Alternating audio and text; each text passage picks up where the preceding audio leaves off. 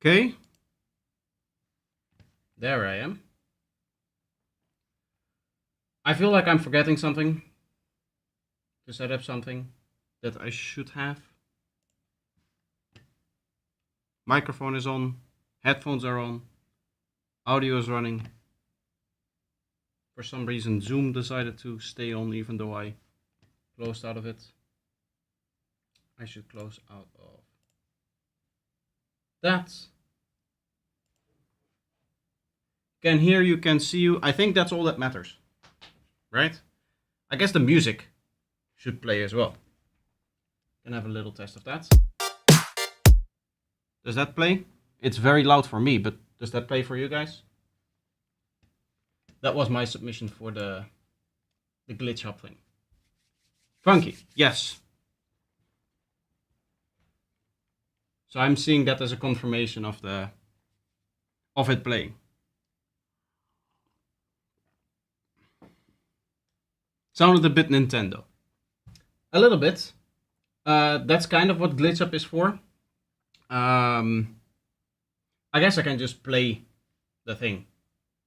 Right, I can play the tracks. We only have 2 tracks for this week. Not a lot of people decided to join in.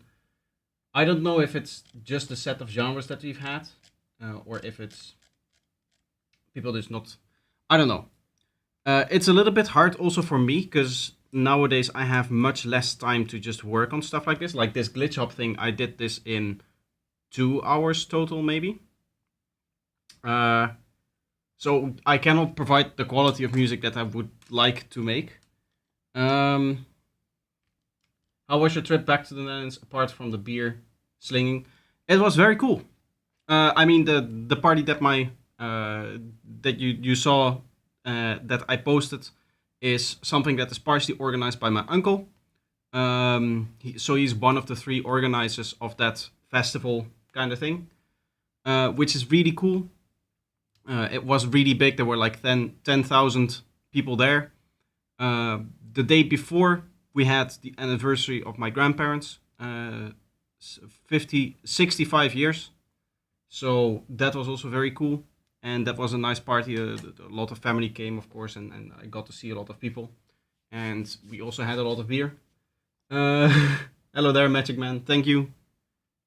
I want to look a little bit better today. But yeah, so I had 2 days of party essentially, and then the Sunday I also decided to be part of or not really decide, we just showed up for the teardown of part of the festival area. And so we did a little bit of that. And after that, there was still another party going on. The other people, they partied till late there, and it went really hard again. But we decided I did not want to sit with a hangover on the day that we would fly back. So we decided to leave early that day and just have a chill evening. And then I mostly slept. that evening, I think I went to bed at like 7. Or I fell asleep in the chair at 7. And then at 12 at night, I woke up in the chair, went upstairs, and fell asleep again up until like 9 o'clock in the morning or something like that. It was 2 days of partying before that, and then the afternoon as well. So I was really tired, and having the plane back on Monday, it was better not to be tired. Sounds like a proper weekend. Yes. Speaking about proper weekends, I'll also have a proper weekend next weekend as I'll be away for work. From Wednesday morning, I'll leave for the first event, and then I'll be on that event for the second day. So the first event that I'm going to, we're first going to be able to do a back and forth to Milan for the first day of the event, which is Tuesday, sorry. I always get those 2 mixed up. But Tuesday I get to do the back and forth, and then Wednesday we stay, and then Thursday I travel to the second event where I'll stay up until Monday morning. So that means next week also no stream, and that kind of ties back into what I wanted to talk about with the challenges and stuff. Is that I don't have a lot of time to do a lot of challenge-related stuff. I think I'm invisible today. How was it to be back at Vaarlandje? I was talking about that when you asked that, so I was assuming that you had seen that. But I guess it was good. I explained what we did, the little parties or the few parties that we had. I don't want to go too much in detail about like places where I live or family lives and that kind of stuff. Who said that?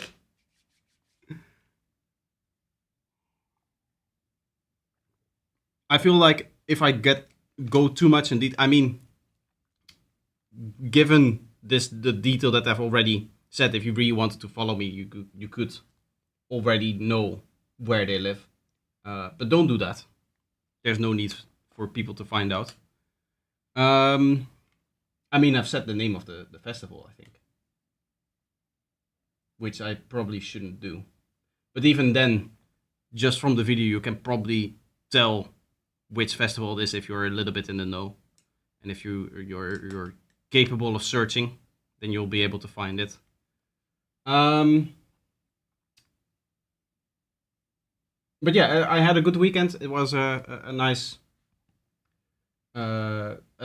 few days, I would say, and not really much more to say about that, actually. I was thinking, is there more that I should say? I guess now everybody is going to join the stream and is going to continuously ask me the same questions. So maybe I should wait with answering till the end of the stream when everybody's here, or till the middle of the stream when I'm at the highest viewers or whatever. Either way, I think we should get started with the challenge. Just listening to the results. I'm gonna play Ben first. Even though I'm technically the first one to submit, I'm gonna be the last one that plays. I think that would be cool to do it like that. And then we're going to draw another one, and hopefully it's going to be again a cool genre. But this time I know in advance that I'm not gonna have like any time to really work on it. I might not even submit something.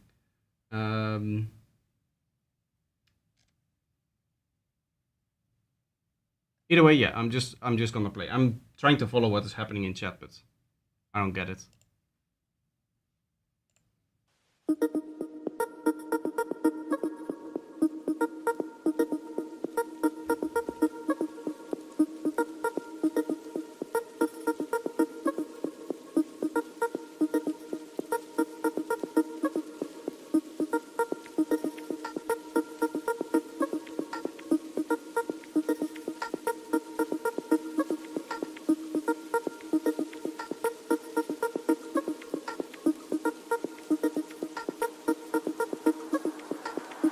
Slightly different written there.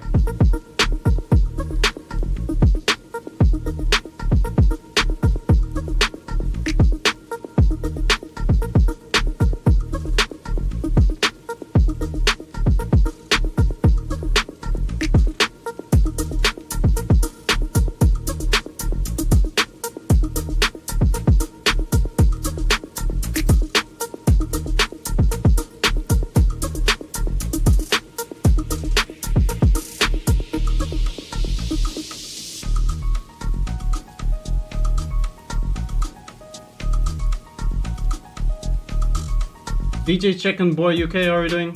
Welcome. Your track is inaudible. Can you guys not hear the track?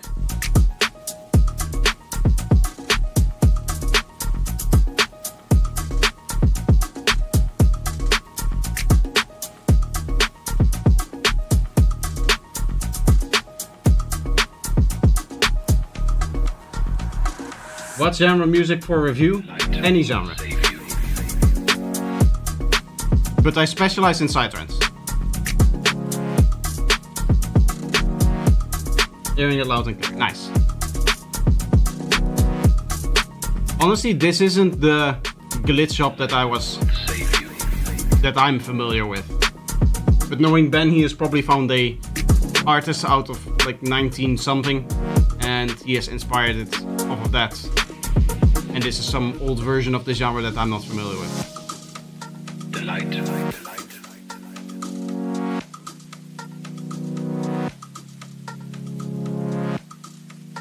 light.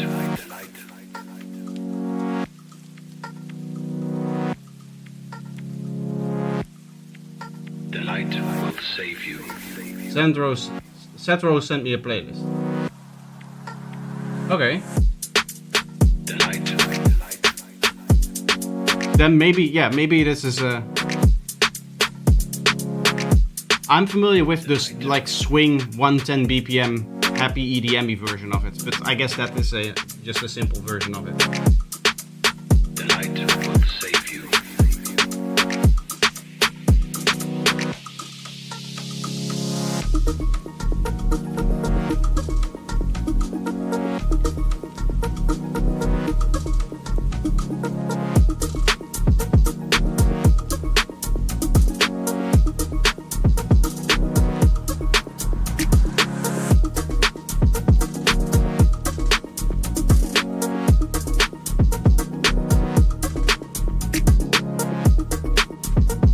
Honestly, doing these challenges, what I've heard mostly is that there's no consensus about what the genre really is.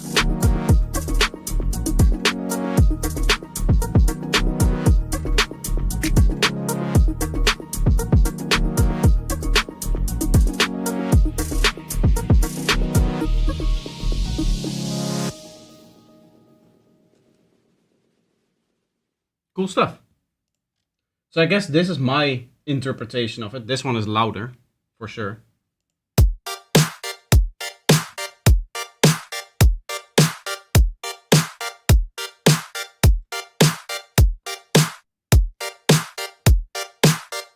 Mine is also very repetitive.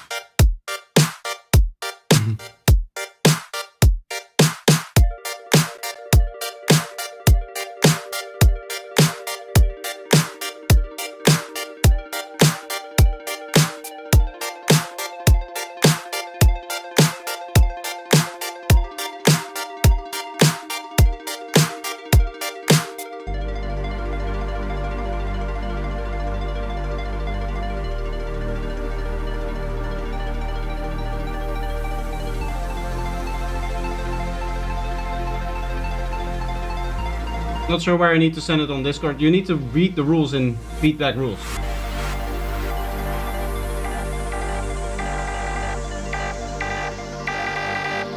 There to explain everything.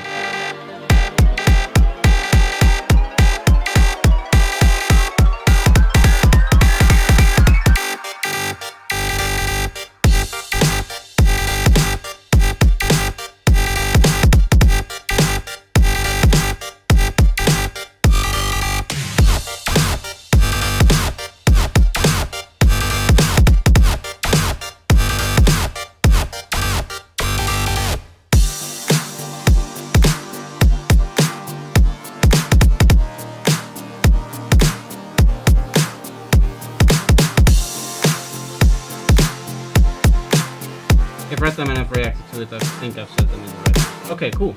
I can check once my track finishes, and I'll be able to verify that for you.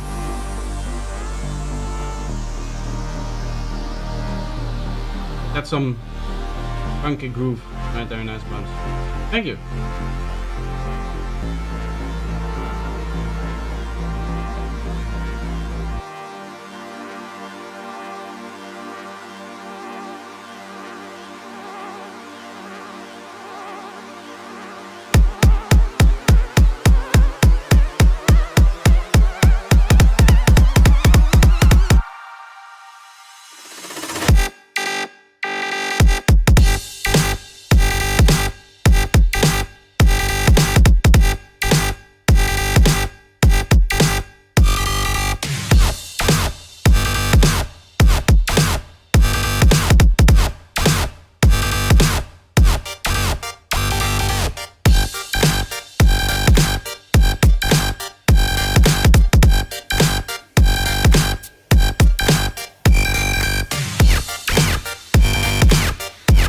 gender has been assigned to Cetro.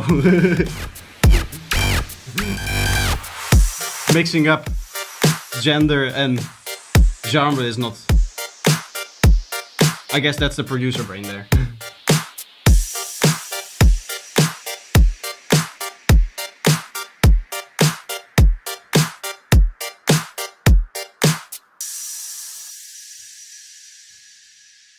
Yeah, honestly, this is a very backboned or empty version of the track, and I would take this and like really work it out into an idea. I don't think I'm ever gonna do that with any of these challenges, but I think I'll just have to accept that with the amount of time that I have nowadays with my full-time job, that working on the challenge stuff outside of like my actual production that I want to do is not a good use of my time.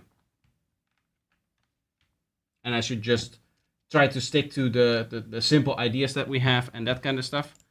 Speaking about ideas, let's have a look at which challenge we're going to be doing next, or specifically which genre. Of course, we have this whole big wheel here. I don't think I'm in need to add any to it. So we're just going to see what we land on.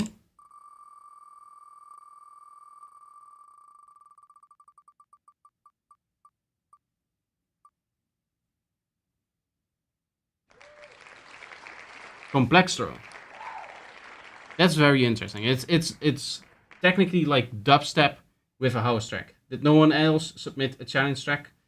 Yes. We're just 2 today. That's what I said. The challenges aren't really catching on yet. Maybe they catch on more and more later down the line. But I like it. I'm gonna continue doing it. I'm at least gonna try it through the summer. And if it really becomes a big hassle, then so be it. How do those challenges work? Every 2 weeks, we just have a submission, and the info is posted here. So I'm now going to just copy paste this. In 2 weeks, it is going to be the 22nd. Sunday, the 22nd of June. And the genre is going to be glitch hop. The whole idea is every 2 weeks, you just make a track from scratch, and then you submit, and then we listen to all of the different submissions that people make. Complex. Yes. There we are. Oh, I see. This is for advanced people. No, it isn't. And you get roasted and assigned a new gender sometimes. That's exactly the point of the challenge. Every 2 weeks, we make a new track and a new gender. You know what?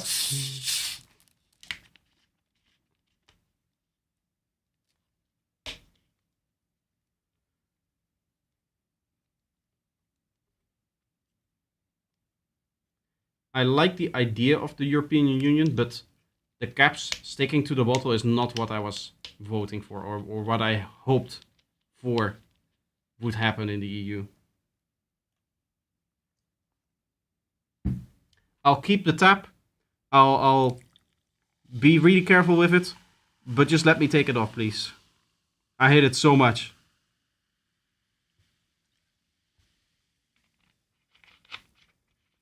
Fuck the EU. Well, not fuck the EU. Globalist wankers, no. It's a cool idea. It's just that they do a few things terribly.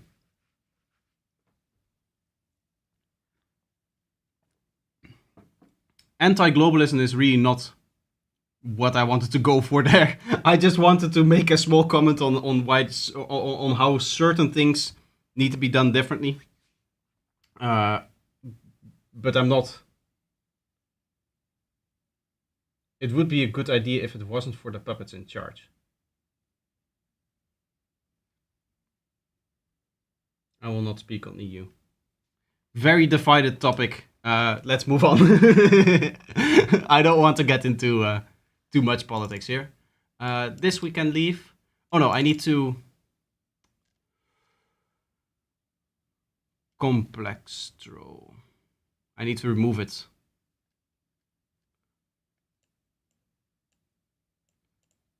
Can I remove you, please? And then save.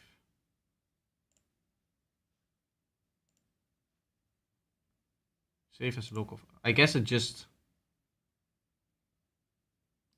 For some reason I'm not logged in, but it should still work, right? If I now go here, did they remove Complextro? Yes. Cool. So it just saves in as a cookie.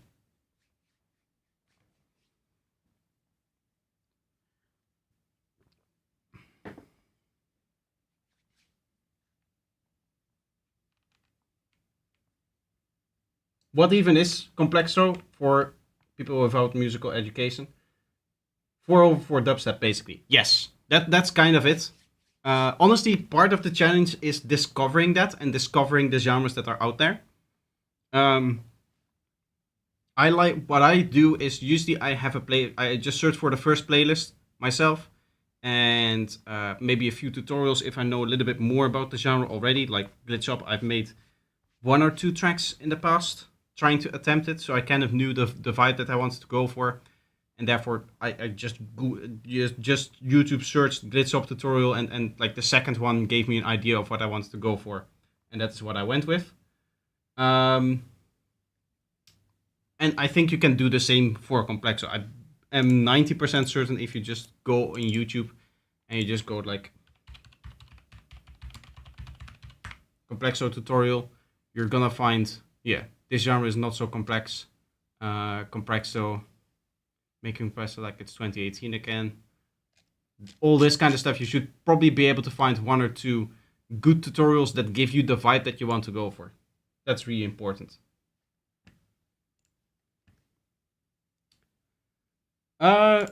Anyway, feedback backstream, then testing out in production.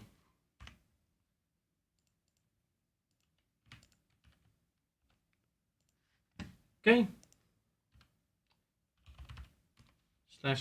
/title. Oh yeah, I wanted to see if you put it in the right spot. Telf. Yes. I'm assuming that's you, right? I'm Telf. Yes. Okay, perfect. Then you put it in the right spot.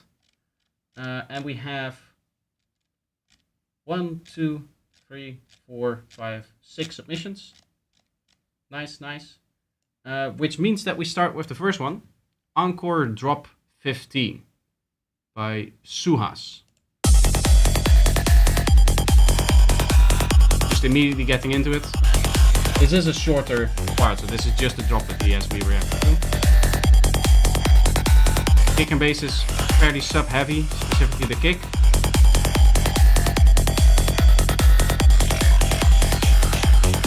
Overall it feels fairly repetitive. Not a fan of the main format lead just constantly continuing like this.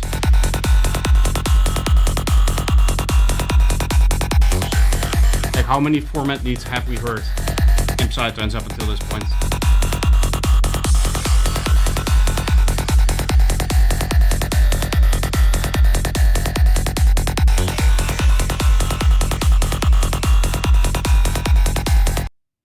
Yeah, I would downgrade the format sounds to maybe a one-shot that plays for like 2 beats maximum. And then focus a bit more on the one-shots and not this, I would say. It sounds too repetitive and it sounds too cliche to be your main element. If you want to do like a proper main element, do a nicely modulated acid line, or a nice like bandpass melodic synth or something like that, or an FM synth that has a little bit of a unique characteristic, a unique tone to it. But the format synths have been done to death in psytrance, and I feel like, honestly, I'm just also not a fan of them. I personally just don't like the texture that you get, and the, I would say, very limited modulation capability, because usually you just get like one format parameter that moves up and down. And even if you take Serum, right? If you make a format lead inside of Serum, you get two parameters. You get the filter cutoff and you get the format parameter here.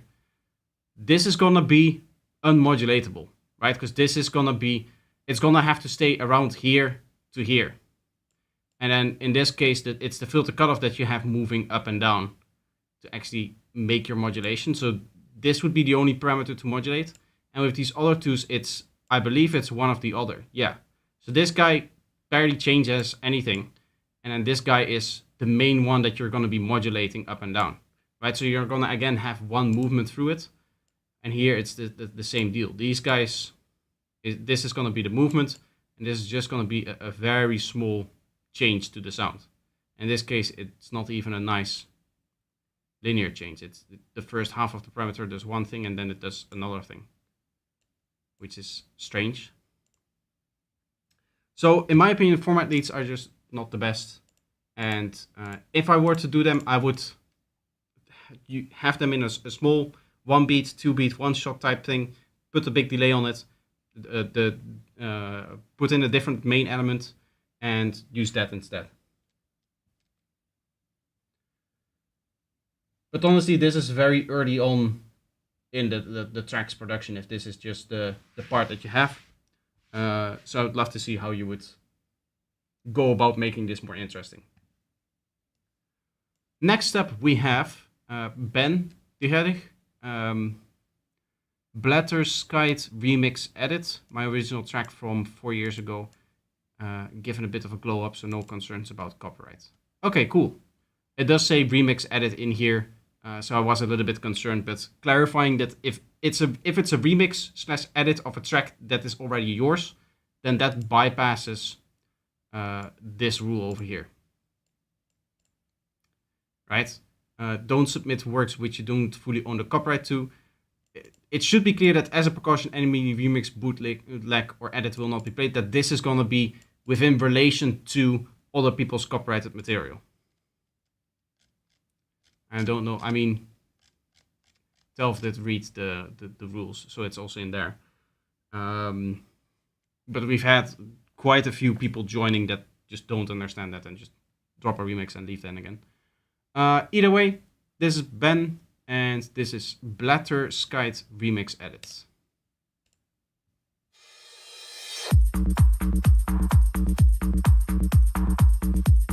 I didn't want another projector copyright rant, yes.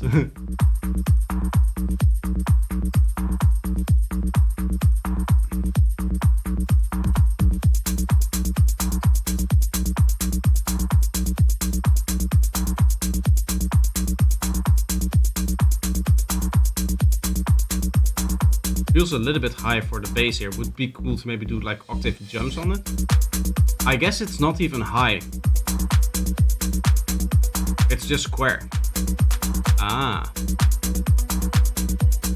It's an A sharp and it's a square wave. That is why that harmonic feels so high. I think if you go down an octave then it's gonna sound bad, so don't do that.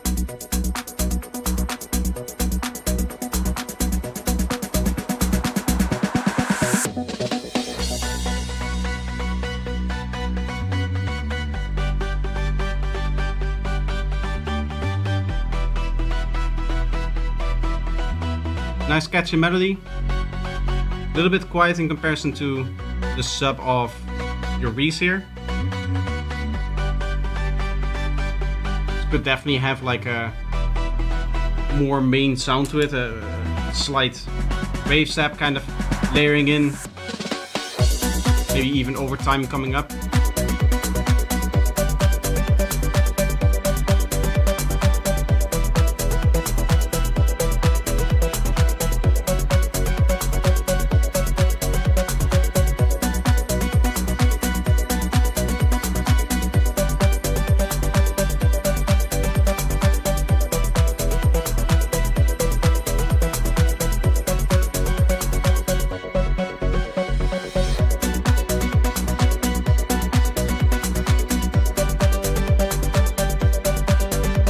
At this point, I would just switch to the pianos, as opposed to keeping the lead playing and keeping the acid line playing. Feels like the acid line, or mainly the lead, but also a little bit the acid line, they start to become boring after a while, and the piano, having that switch in the elements, could be a more interesting idea than just trying to layer it up every time. In your fills, consider removing your bass, so that's really a moment where everything just stops for a little bit and the listener can reset and then can get back into the dancing. It's in the key of B. I guess, yeah, maybe the analyzer is just hovering between two. I guess I just looked at it wrong on the analyzer. I'm not good in... I guess B, you can get away with it. I've heard Lunarium do something in psytrance where his track... it's an unreleased track, but I play it every once in a while in... and I don't think it's ever gonna get released. But I play it every once in a while in the monthly mixes that I do for Eclipse. There he has a drop where he goes down to B-1 with his bass line, which is right under the key where you normally would want to stay, because then you get like 27 hertz or something like that. Where is that? Maybe even lower than that. But it gives a nice vibe because it's such a short time that it stays there. 30 hertz, I guess. Ah yeah, 27 would be A.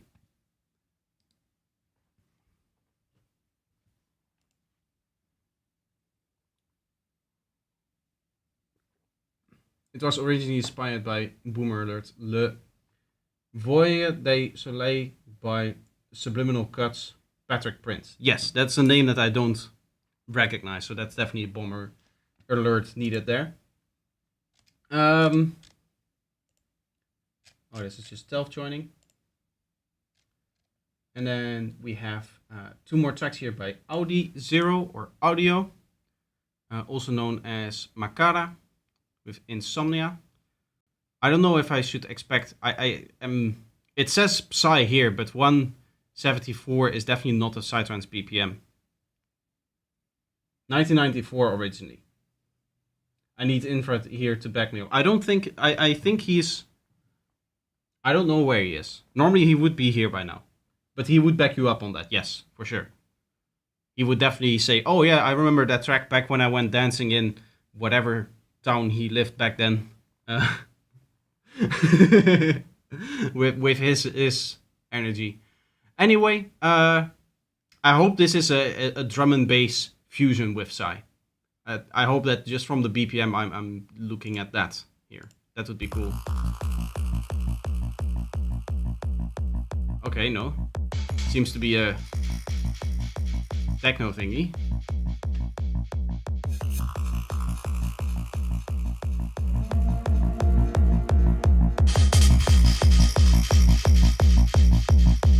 Kick transient could definitely be stronger here. I feel like it's very, very sub heavy now.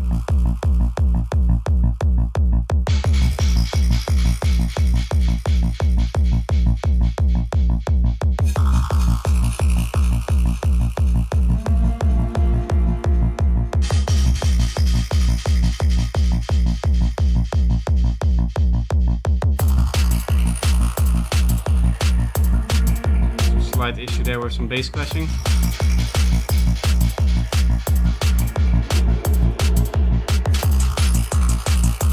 You have some kicks that are sounding different. I don't know what's happening. I don't know if that's what you actually want to go for.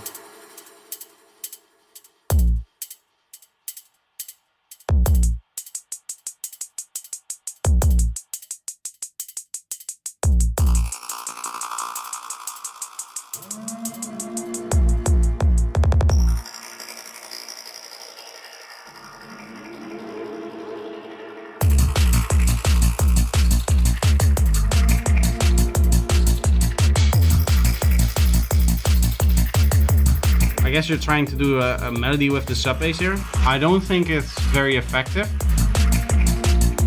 especially because you have these continuous drones playing on it in the root node, so it kind of gets drowned out in that.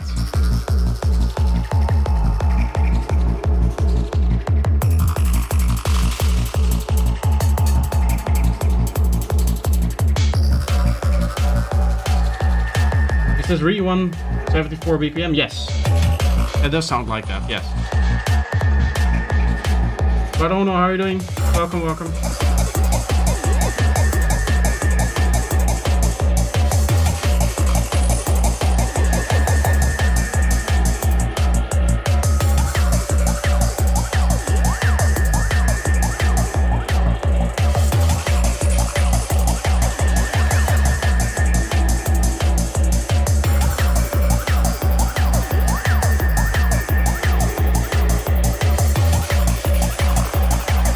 Not necessarily a muddy track in the sense that in the normal muddy areas, this area over here, you don't have a lot going on, so it's not muddied up there.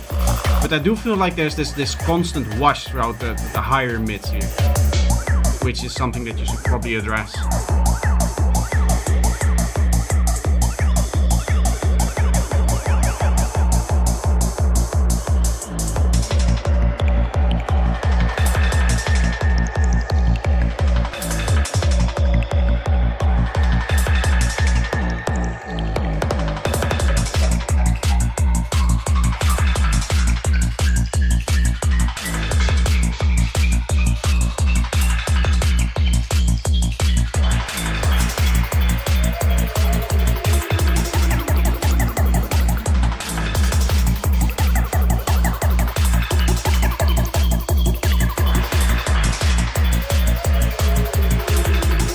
Some of these sounds are a little bit on the harsh side. Those more washed metallic-y sounds, I think, are this guy, for example.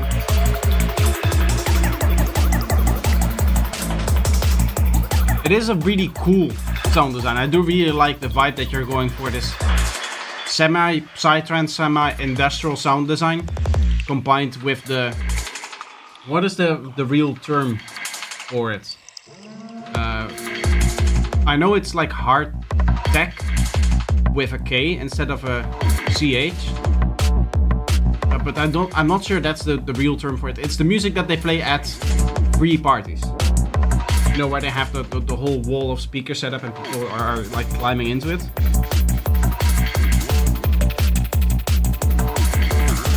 Because that is what this kick and bass is hinting at for me. And honestly, the whole vibe of the track is kind of doing that for me.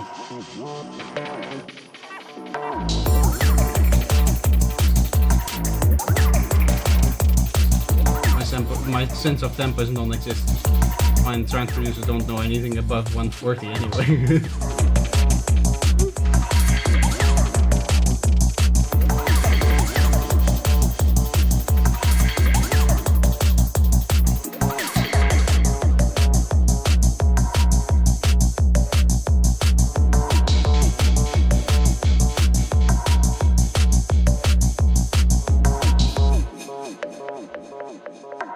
I like this last melody.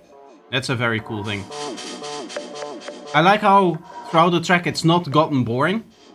I've definitely had moments where I was like, okay, you're using the same one-shots over and over again. But at least with the sequences, you're kind of going through a bunch of different ideas, which is a good thing. I would suggest also doing that with your one-shots.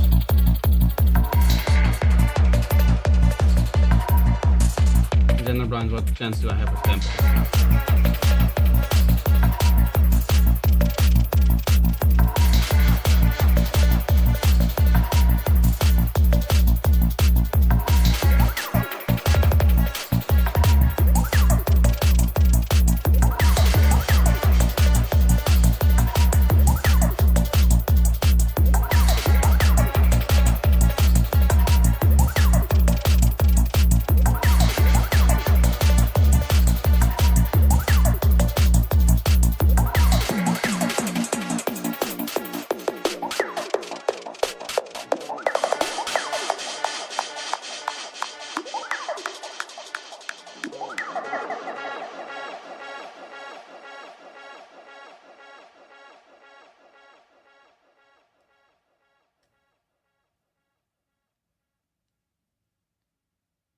Hardtech tends to have a bit more of a rough tail on the kick, so it's so that's not it. I would expect more distortion on the kicks, especially. It's the genre where in the hardtech where it just goes and goes, and it's kind of meant to generate that same trance as psytrance is. But they want fairly clean, fairly sub-heavy sounds out of it, so there's not a lot of distortion in there, from what I can tell. It is this it tends to be this kind of boom boom boom, just nice, slightly cleaner tones coming out of it, because that works really well if you put it on such a big sound system and really immerse yourself in, the wave of the, how would you say that, of the speaker combs being kind of built up as a big wall in front of you, vibrating your whole body. Volado, how are you doing? Welcome. Techno, is it this techno with the K instead of CH? Might be. That's gonna be the other thing here that they submitted. Either way, I really like it. I do think you need to work a little bit on the details, and that there's definitely things that you can improve. I'd also like to see what it does when you get it fully mixed and fully mastered, how it's going to sound then, because it doesn't sound like it is. Pilot, also welcome. I'm doing well. It's very hot. That's my only complaint today. But if that's going to be my only complaint for the rest of my life, then I would immediately sign for it. I'd rather be too hot than too cold. Although being too hot is not great, especially in a studio where there's a PC constantly blowing like 60-degree air up right from under the desk. I should have what I should do at some point when I have real money is I should put my PC in my living room, so that both the noise gets reduced and the heat gets reduced massively. That would be the next play for my next PC. But then I would need to pull cables, which is annoying as well. I would have a whole bunch of cables going there and then a whole bunch of cables going back, and I don't know how it's going to work with my stuff like my audio interface and the cam link, if that is going to support any of that. Because the cam link needs to be directly plugged into the motherboard, I believe. So I would need to have an HDMI cable going all the way there. Either way, many things to figure out. For now, not something to worry about. What I do have to worry about is Big Man Thing by Constant Collision. Some really cool artwork there.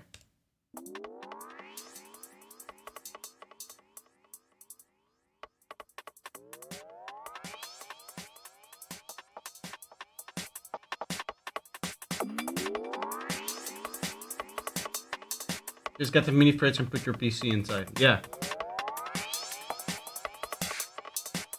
That would help, actually.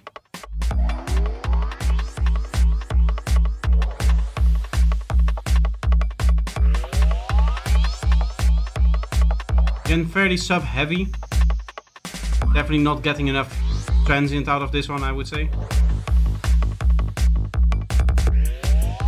Ooh, very nasty kick rolls there. You can see the bleeding happening there.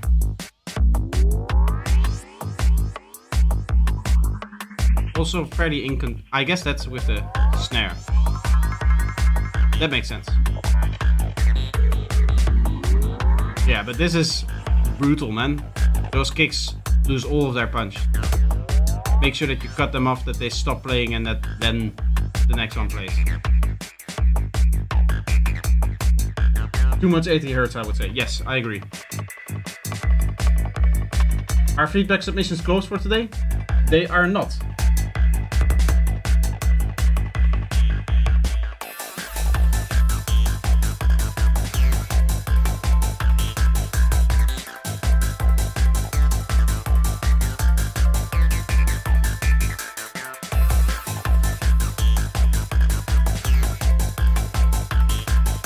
With this asset line, I would personally try to drop it an octave lower. It feels a little bit too playful.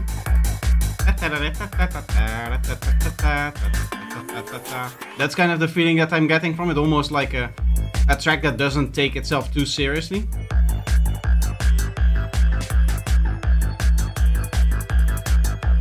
And this definitely could have more of a darker, stronger element to it, which turning it down an octave does exactly that.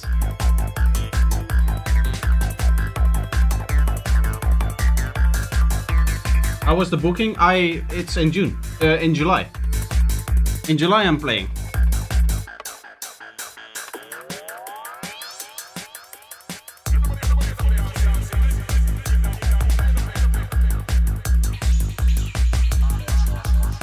Last week I was gone to my parents in the Netherlands, so that's why I wasn't there. I don't know if it's correlated, if people that's why people thought that it was then, or people just didn't read the date on the poster.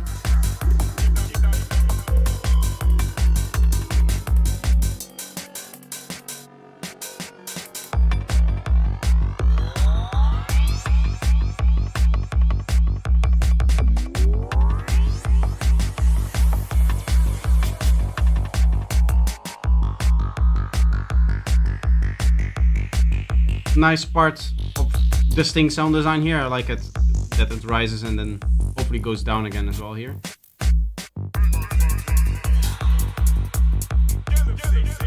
I feel like that rising thing got up a little bit too far. What you could probably do is have it go down over the last 2 bars. So it doesn't get into those ultra crunchy, like super high frequencies over here. Which in this track are even cut off because it's a MP3.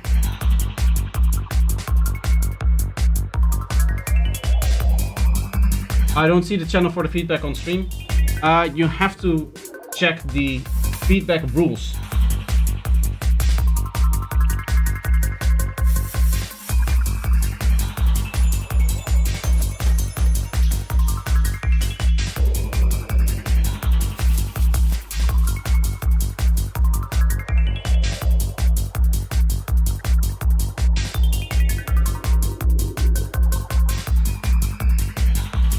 Like the little rising thing, that's a really cool sound. Overall, this is a really well done track in the sectioning of its sound design and not making it too boring.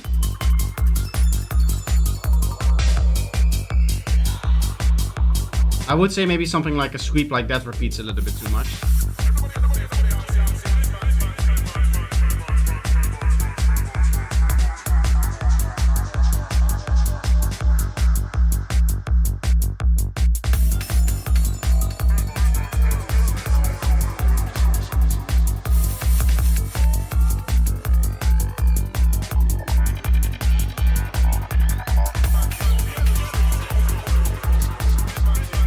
Again, the Psy influences in here are really nice. I like that too.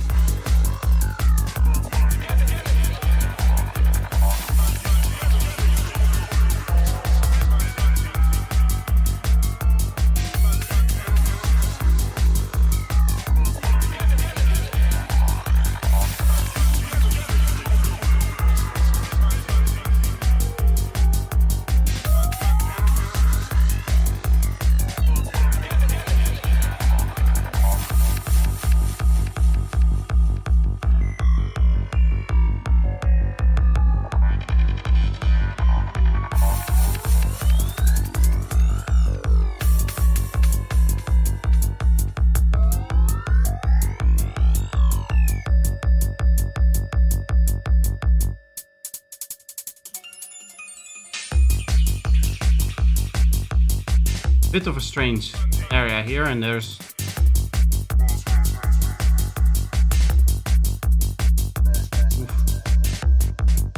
again, your kick seems to have an issue here in this part.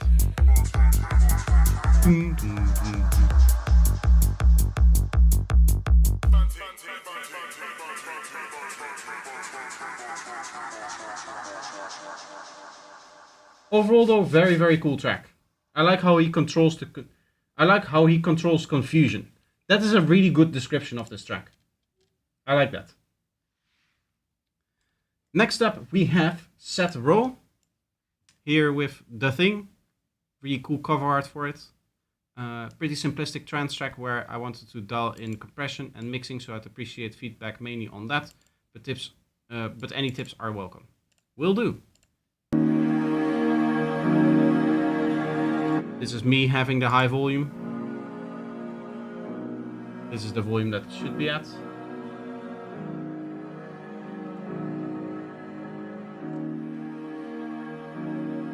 Everybody seems to like the audio tracks. I also like them a lot. Very well done.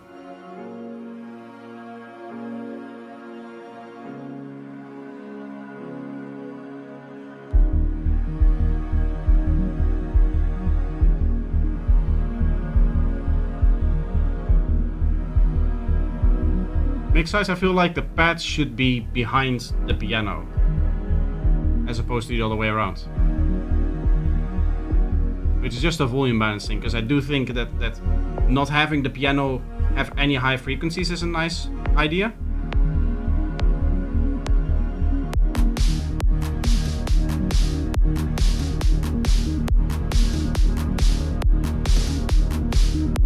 Drums can definitely be better. This long noise is not something that I would go for. I feel like this is still a build-up, so it should probably not have so much bass, so that when the drop itself is gonna hit, you're gonna get some actual... Yeah, now this part doesn't really have any bass impact because of the...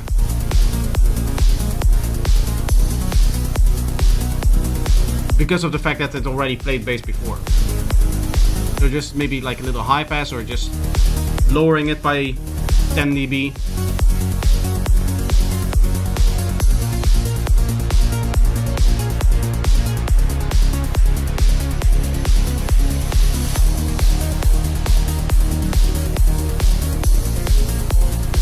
I mean, the overall mix, the overall balance is pretty decent. These could come out a bit more.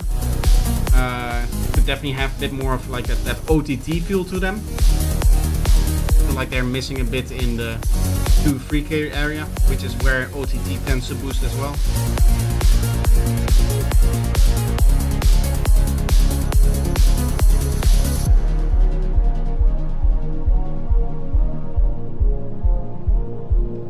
Very low sine wave here. Be careful with that. You see how it messes up the analyzer, but it can also mess up some sound systems. Not all of them. Some have like built-in protection against that, but some of them really mess up if it plays like that.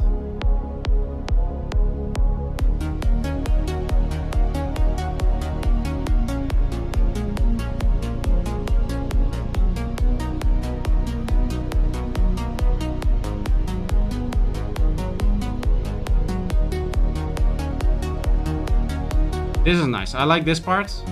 Melody-wise, I like this part. Also balance-wise, this is how a synth should probably sit in there. The only complaint that I have here is that the wash of the reverb is constant. So either the tail of the reverb is too long, or which may be more likely, you're compressing after the reverb. It is probably a better idea to do the compression first, so that that the compression doesn't like act on the synth itself, and then when the reverb is quieter, it lets the reverb go, therefore kind of gluing the synth and the reverb together. A lot more melodic than I'm used to from psytrance. Yeah, because it's trance. It's normal trance, yes.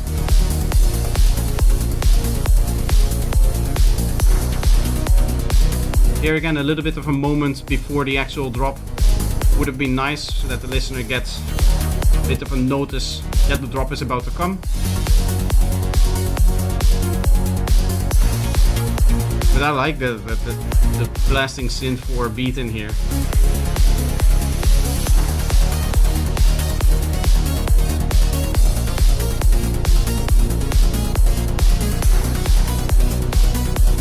That's a nice clear synth as well. Honestly, you could just have that play your main melody throughout the whole drop.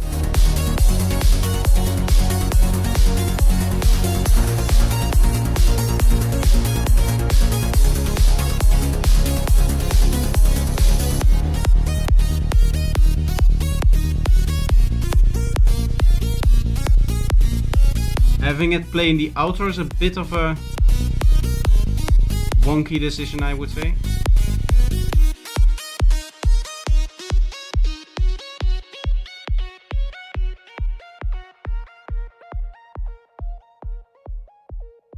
I misheard the description. Kick has a lot of click. Yeah, overall the drums is, I think, where this track is the weakest. Definitely could have better selection of drum samples. I particularly didn't like the clap myself.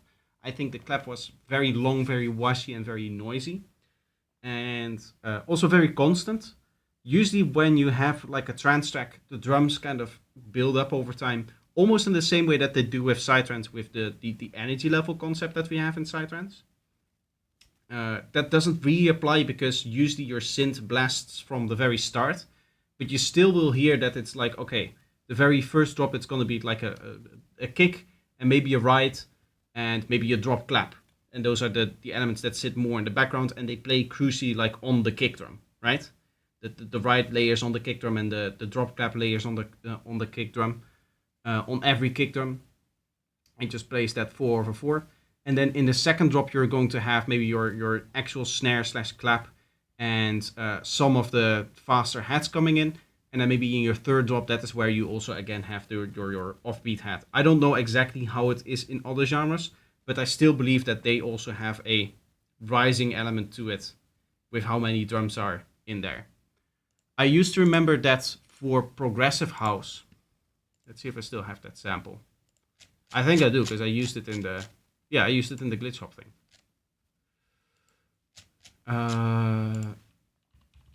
Loop. Yeah, this guy. This was for progressive house, was the main sample that I would use. Of course, now it's fast, but 1, 2, 8. You would do something like that. And then kicks, I have them over here. You would do like the Nicky Romero kick, of course. This is classic 2015 stuff, guys.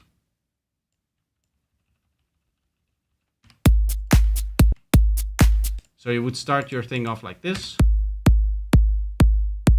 And of course like bass line and like the main melody playing on that. And then the second one would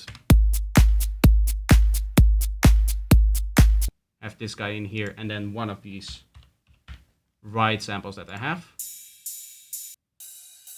This guy, this is a classic. You would maybe have this guy play maybe here or maybe even like this. I would do from time to time. And then of course you would do your... I can't wait for the progressive house one. The progressive house challenge. That one's going to be fun. I still have a Pride snare. Yes, this is a classic.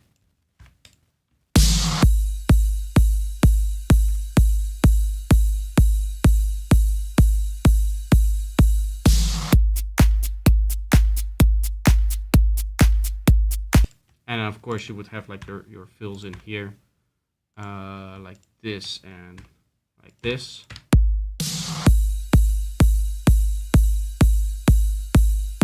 Fix that up here, fix this guy here.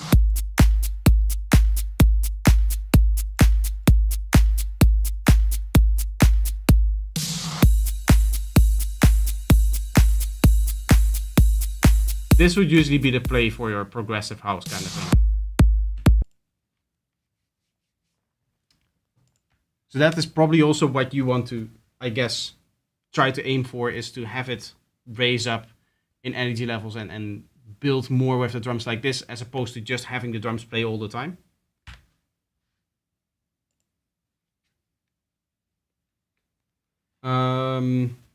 Specifically about the mix and the compression, I felt like the compression and mixing was good. I didn't notice anything really being off, apart from maybe some of the details that I said before. I use basic nanolines when it comes to drum selection, just for the simplicity's sake, but yeah, I totally agree on that. Yeah, the drum selection, honestly, sound selection is more important than the processing that you apply on it, because the processing that you apply on it is gonna depend from the sound selection. Right, I can talk about the compression that may have happened on the kick drum or the clap, but that's going to be fairly irrelevant if I would just say like get a different kick or get a different clap.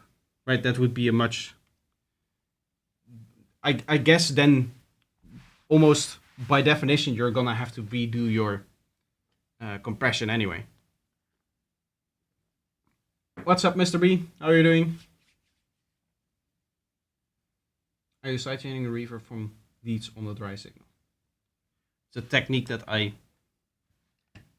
don't really agree with.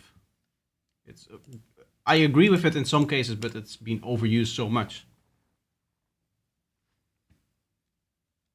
If your reverb is really that muddy that you need to sidechain it specifically with vocals.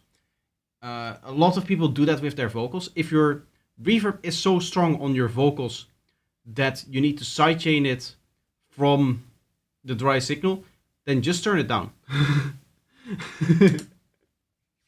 I'm good, Mr. P, and you? I'm doing very good. Thank you for asking. I'm very hot, but other than that, I'm good as well. Both things can be true at the same time. We have 5 more tracks. Next one is going to be by Telf. What's this free download? Luckily, I don't have to download it.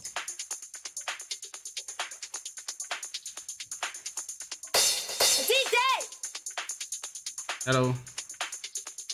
I'm the DJ. What can I do for you?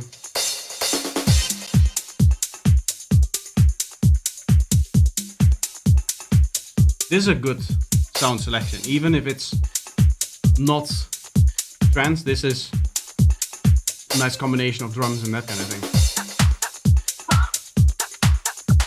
Of course, house is very strong on those kind of percussions and all that stuff. I feel like the crash is a little bit loud.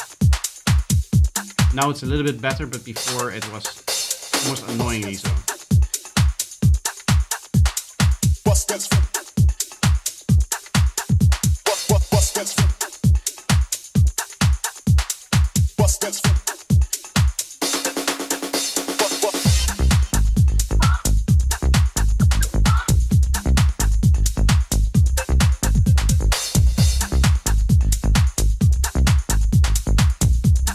Nice combo between the kick and the bass. It does sound like it has a little bit of overlap from time to time. Definitely over here it has some clashing issues.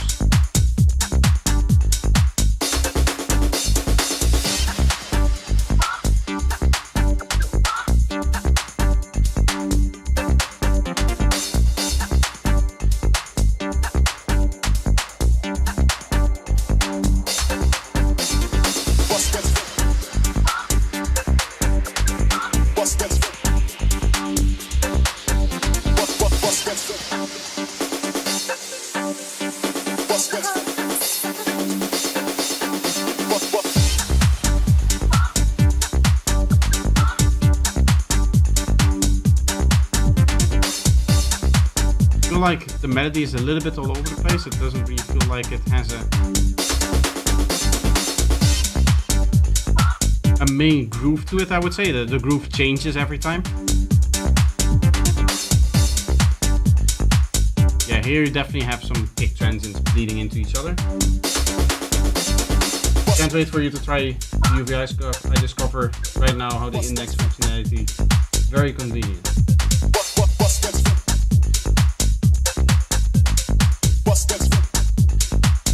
Just needs that female woo, and yeah, I know exactly which samples you're talking about. Even though I'm not that big of a boomer, I still know.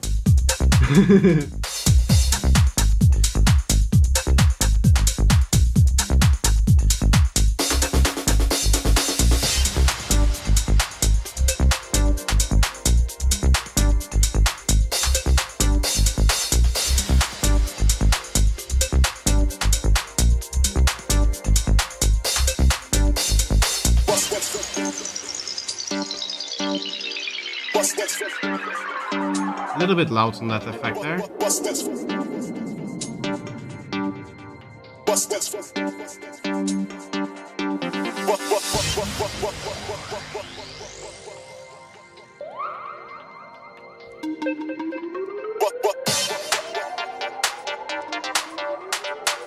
Almost like psytrance, the effect, I would say.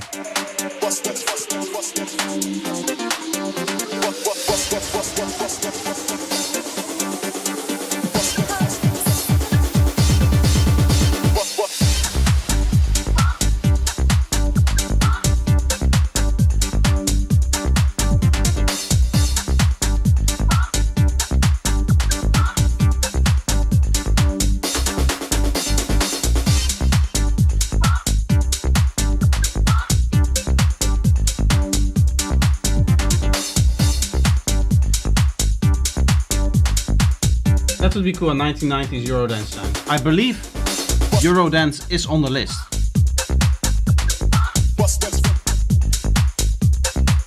And then if you want to do 1990s, that's up to you. I guess Eurodance is almost by definition 90s, 2000s. There's probably more that has come out since, but that is where all of the famous references come from.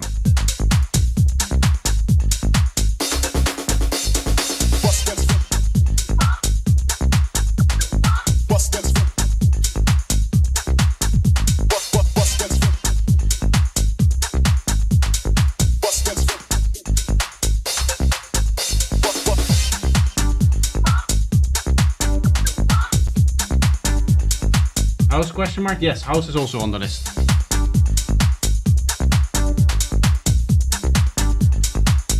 I think even different subgenres of house.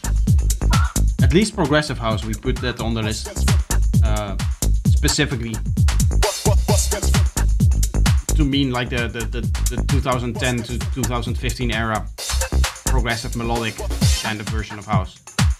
Not this version of house. Although I also think that normal house is on there. Overall, this track, I haven't talked about it too much, but that's a good thing. You're doing a lot of great things with it. I could talk about repetitiveness and how this track becomes repetitive, but that's kind of the point with house. I've noticed that house doesn't really suffer from repetitiveness in the same way that other genres do. Because of all of the complex grooves which you absolutely nail.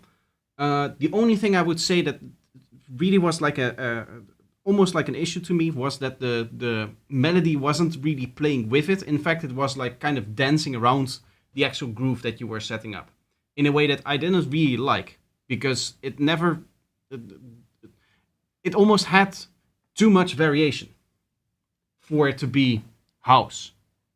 House needs to be repetitive. Exactly, yes. Progressive house, like the 2010 types, you could go way back to the 10 minutes plus epics by artists like Casper Pond, Sesha, DB, and John Wheaton, etc.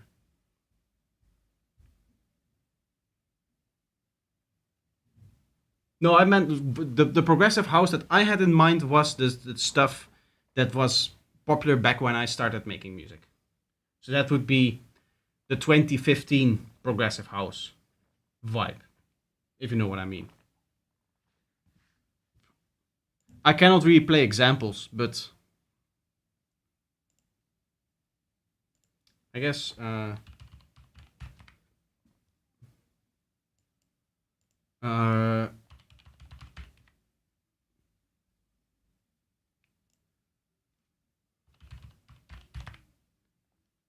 cannot play examples, but yeah, I can link some.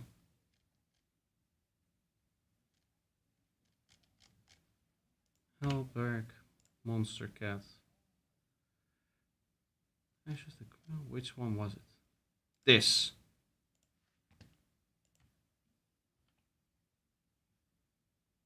House listeners really could listen to a 4 on the 4 drum beat for 10 minutes and they would say this is real music. To be fair, same for psytrance. I posted there and I'm gonna post it here as well. This is the progressive house that I know. And that is what I would make, I guess, if I were to do a challenge like that.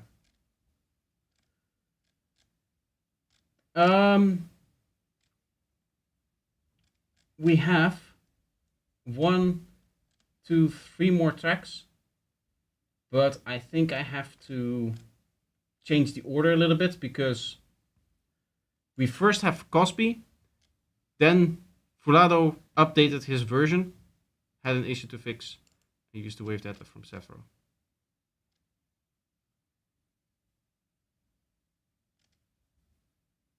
I don't know what that means.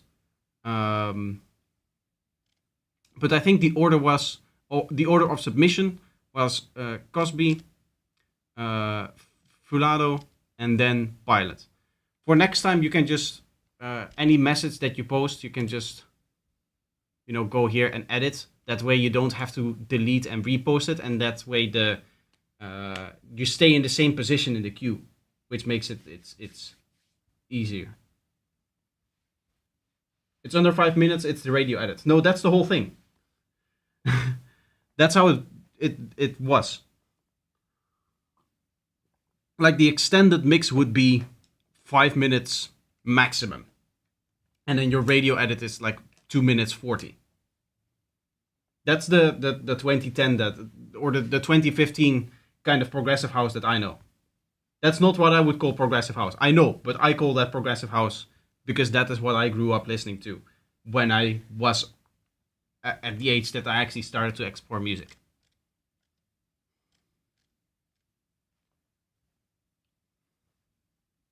But I'm older than that. So yeah, not much to argue with that then. Anyway, wrongdose2.als2.wave. Is this a virus? Why is there a double extension there? Short one this time. Either way, Cosby, I hope that this isn't... I can play it in here and it's not gonna cause any issues.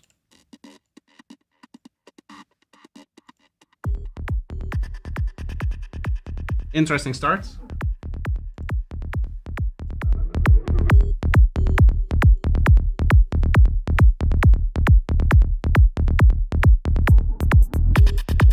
Very strong saturation on this, but I like it. It fits the vibe. Part of the saturation now is because I was slightly clipping it, but it still has it. I like that you're lowering your volume for your roll kicks. That's really cool as somebody that does that myself. I appreciate that. What I don't appreciate that is how destroyed this transient of the second bass note is. This guy here should look like this. Do your resampling. I guess you're still working on this one.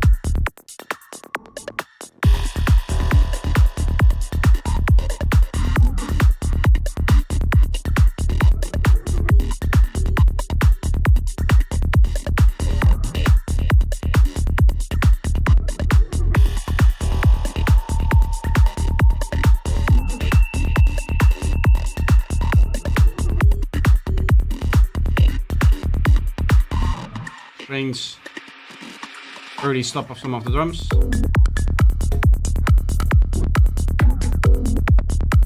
I don't like it going into rolling. I think having it more groovier was better for this track.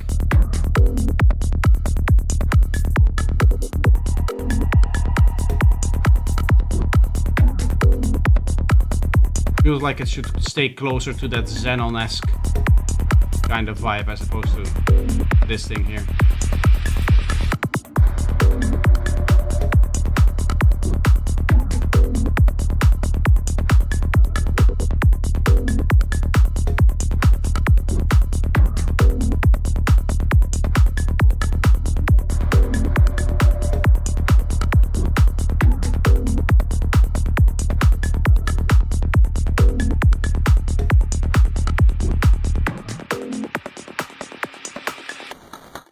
Would that be Xenon-esque? I think so. With the rolling bassline, I'm not sure if that classifies it as the same thing, or if this now becomes dark side. But I believe the small groovy edits and that kind of stuff is allowed. But that classifies it as Xenon-esque.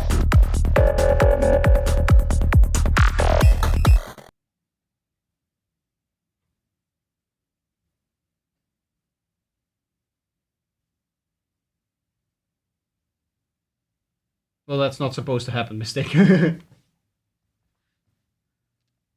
Overall, I think it's a cool idea. I think it's a cool start. I would consider doing the whole track with the groovy bassline, personally. Because that feels more like the vibe that you initially set up, and it didn't feel like there was any consideration to, okay, what are the sounds going to do once we get into the rolling part. It feels like a rolling bassline should have elements written for a rolling bassline, and it didn't feel like that is what you did. Another thing that you could do is, of course, write new elements for the rolling bassline, but I think that would be more work. And I think, honestly, having the bass line the same the whole way through and having that progressive bass line, or progressive, the groove, I sometimes call it a progressive bass line, but in this case that doesn't really make a lot of sense.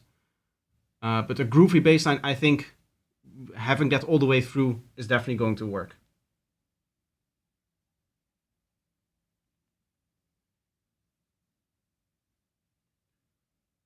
I would emphasize the transition from the groovy to rolling, but I like the rolling. That could also be another idea.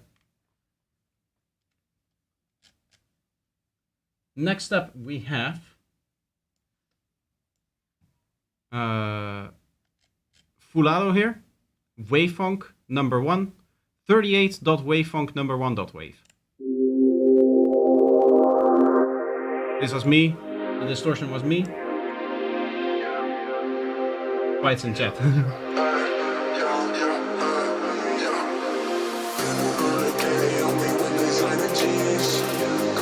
Is the vocal copyright free?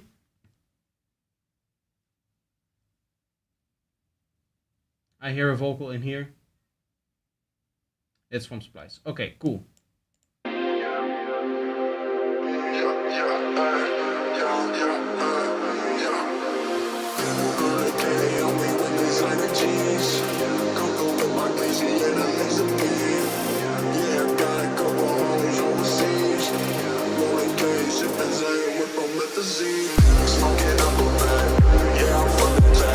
Everything is very reverberated. I don't really like it. You're also not giving a lot of space to the vocal. There's like a very strong mid-range pad, which is a cool sound. Don't remove it, but definitely lower it, like 6 dB at least. The vocal is inaudible.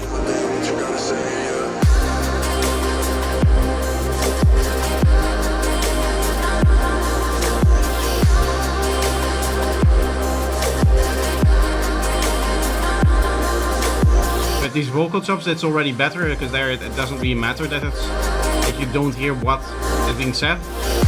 These are mixed well enough that you can hear that it's not talking to you, maybe, or maybe it is, and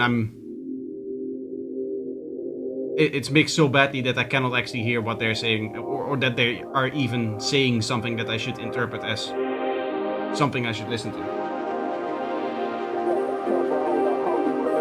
I don't care about the lyrics, but the listener does.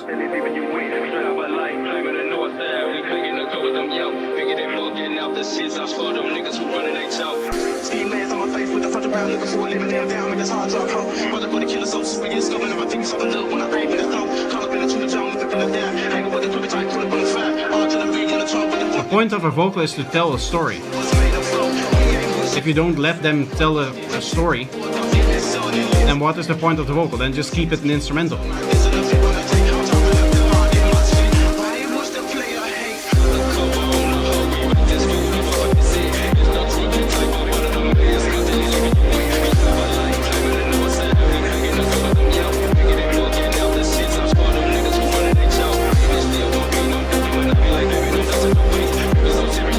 At this point, I would just remove the vocal from this part, because this is gonna be your like instrumental drop part.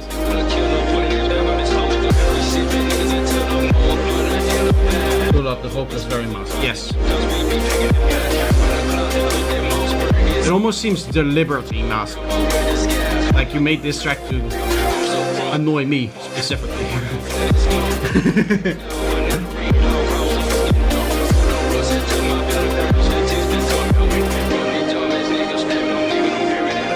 Some kind of semi-chopping with the texture, with the vocal, make them more of a texture. I guess with rap that is really hard to do because it's already such a fast vocal. Like even if you chop it up, it's still gonna sound like rap. It's my goal that the vocals are masked, but I can understand many people don't like this. Your goal is wrong. There's a reason why vocals are in the front of the mix, and that's because they tell the story of the track. If you want something masked, then use a different element. It's like you came in with a drum set and threw a guitar amp on it. In my opinion, music has no rules. It just needs to sound good, but it sounds bad. There's rules for a reason, and that is to make your music sound good. Like I get that there's people that say like that there shouldn't be a limit to creativity, and that is all fine and good. Um, but one, you're asking my opinion, so that's what you're getting, right in the feedback. And two, I like to treat it as if you're making a product. Say that you're releasing this and you're giving it to your listener, to your fans. What would be the best possible way that you could deliver on the products that you're releasing to your fans? And that is to have the story be told that is clearly in that vocal, but now isn't coming out of it. Don't think of it as rules, think of it like conventions. Exactly.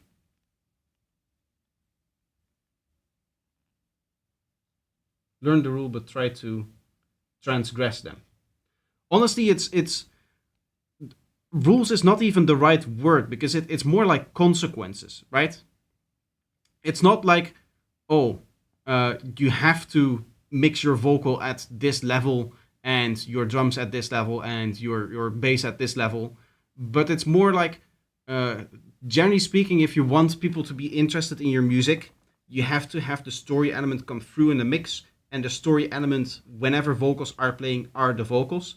If you, for example, have a guitar solo going on, it also doesn't make sense to record a guitar solo and then put that in the background of your track. Usually a guitar solo, it's loud, it's distorted, it's nice melodic, it's grabbing the attention. So therefore, it should be mixed in a way that it actually does what it needs to do, right?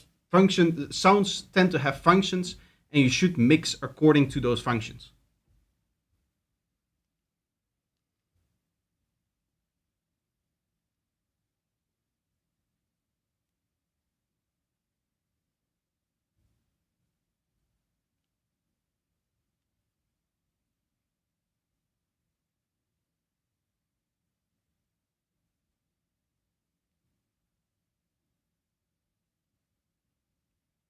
Your friends don't give you accurate feedback. I had a student that couldn't get this through his head, that he had friends that would play his music and he would say like, oh, but my friends dance to my music. Yeah, of course they do. They're your friends.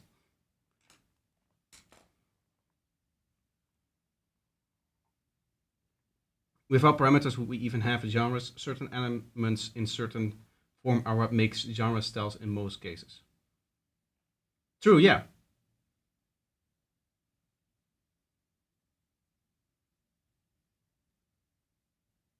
You can't say I don't care about the rules and, for example, making a bass in D and the entire other instruments in D sharp.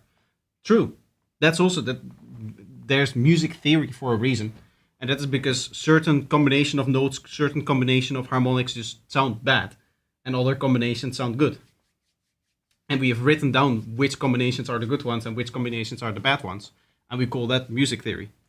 You can say like, oh, but those are just some rules that I don't want to follow, and deliberately stay away from that. But that's not a good way of doing things. Friends too often feel like they are supposed to validate and not be honest. True, yes. But the concept of funk is sampling vocals in the background, nonsense rap. This is false. You have a false idea of what funk is. I've listened to enough funk to be able to hear that that's not true.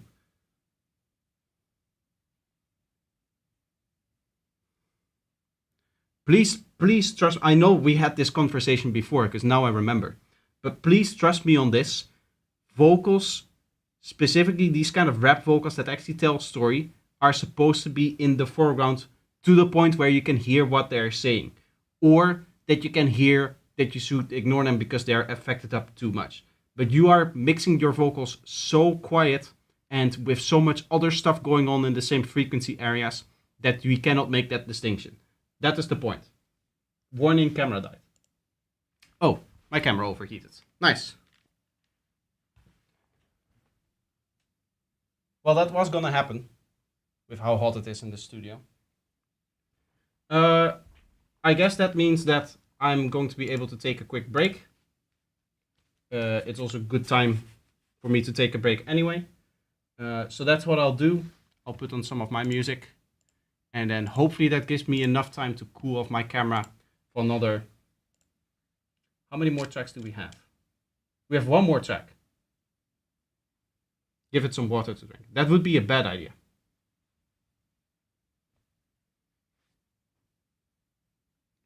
But I'm still proud of this track. I'm not saying that you shouldn't be proud of it, but just fix it up. There's like a few more things that you have to do, and then it's going to be a perfect track. And now it's a fairly decent track that has a big mixing issue. Nobody is saying that you shouldn't be proud of your work. Indeed. I was planning on just closing the queue and after the break just continuing producing. And since we have one more track, I'm going to do one more track with the camera dead. And then I'll get into a break and produce from there and work with Falcon and that kind of stuff. Then I can also get rid of some of the clothes that I'm wearing, because it really gets super hot in the studio. Like I'm gonna leave my studio room now, and when I open the door, I'm gonna step into normal Italian temperatures, which are gonna feel as cold. Anyway, next track is gonna be Spores by Pilot. Nice immediate strong start here. Very mono sound. And your kick drum is a bit messed up. It seems to have two transients here. It seems to be like it has one over here where there's extra high frequency, and there's this strange rumble to it. Sounds like you're not layering it effectively.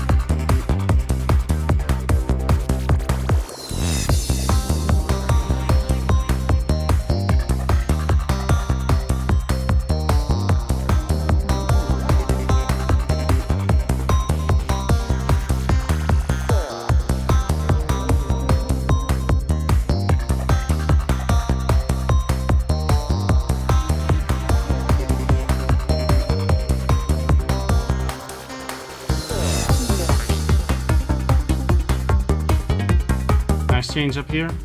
I like it. Jade makes music. How are you doing? I should close the queue actually before new people join. That's gonna be an issue.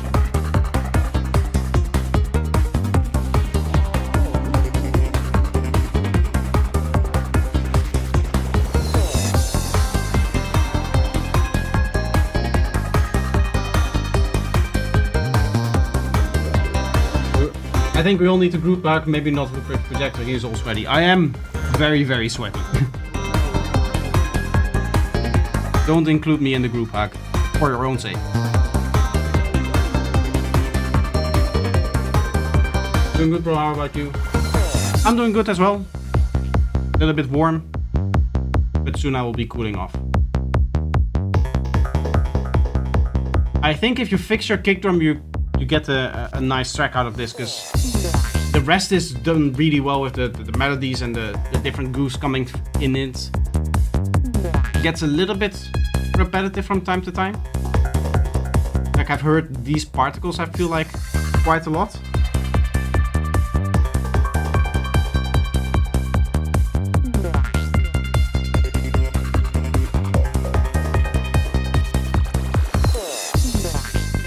Yeah, I might switch that kick out. It's just one, but it feels like a little too sharp initially. Okay, then I don't get what is causing your... that strange clickiness issue that you have going on the kick. Or are you layering your bass with the kick? Don't do that. I hope that there isn't actually a bass playing Your bass should only be playing on the offbeat in these parts, right?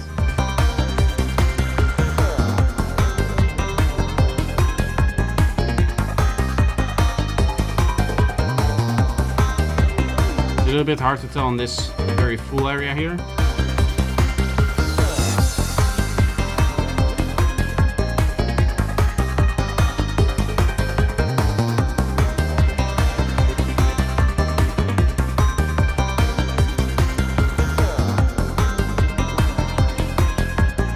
Like at this point there should be a fill somewhere.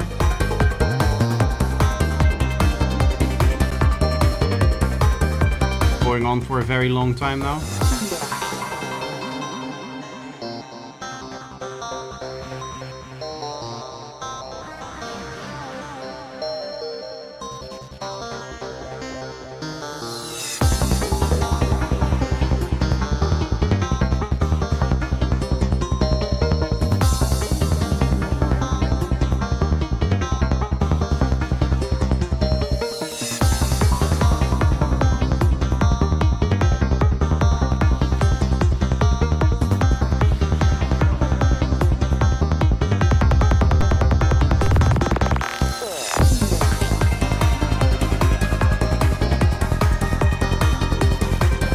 Feels like it's better here. So were you layering your offbeat bass on your kick drum? Was that what was happening? Not sure how I feel about the bass line changing at the end here. It's, I guess, the same issue that was before here. Was that the Cosby track?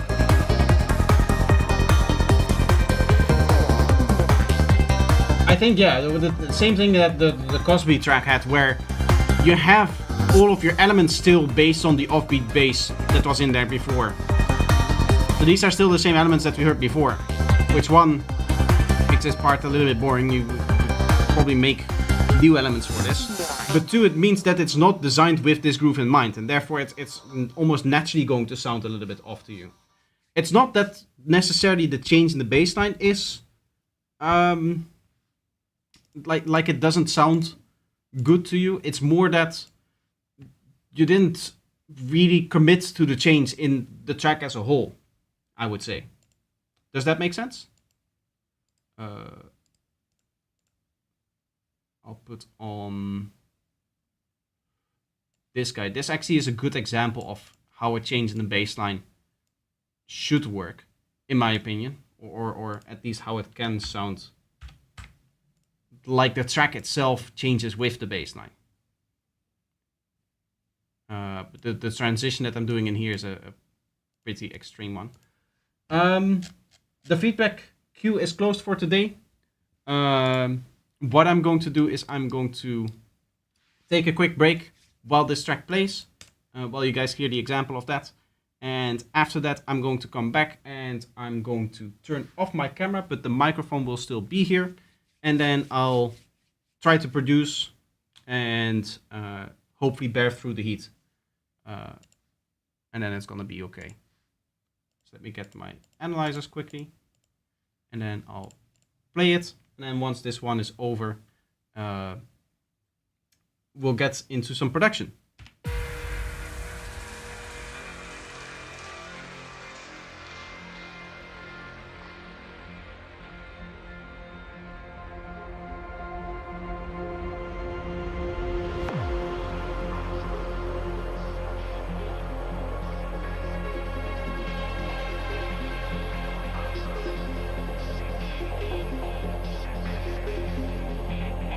With the Renaissance came a learned monk, Nicholas Copernicus.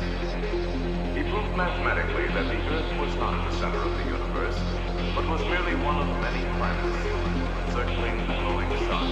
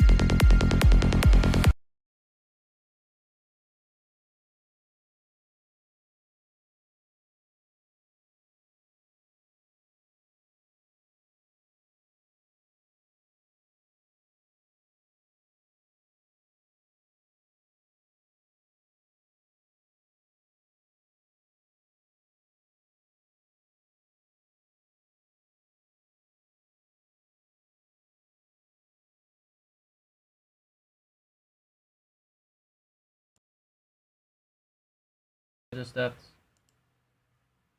Ah. Okay, so the black square. Yeah.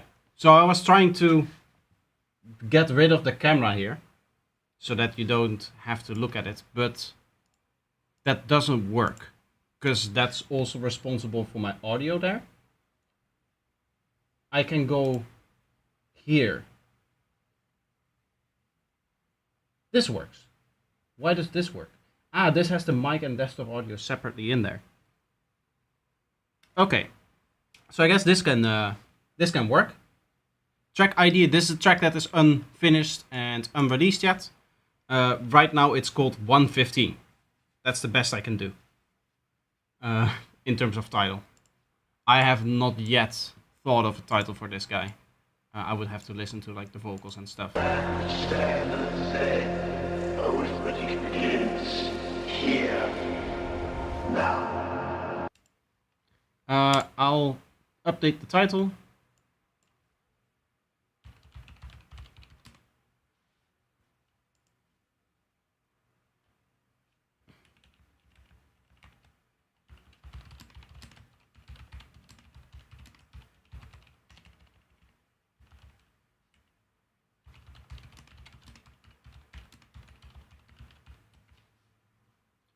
Testing out Falcon while producing some banger. Huh?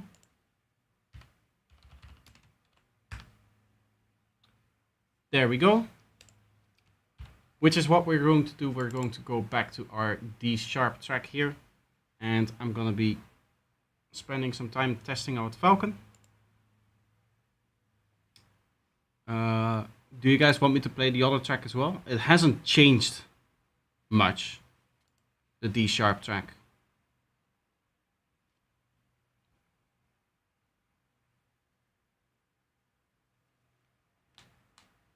It's going to take a little while to load.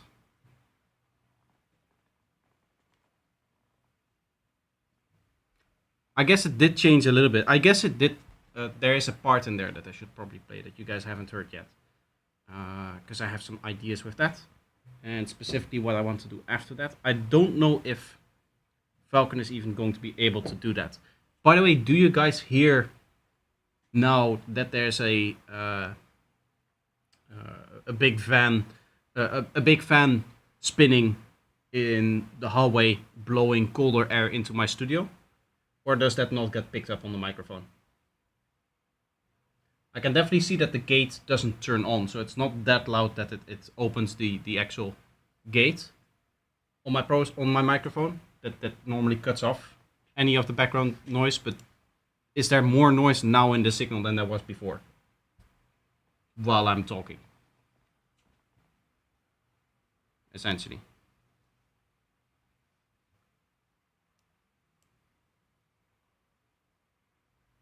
No, because the zoom of my microwave is loud.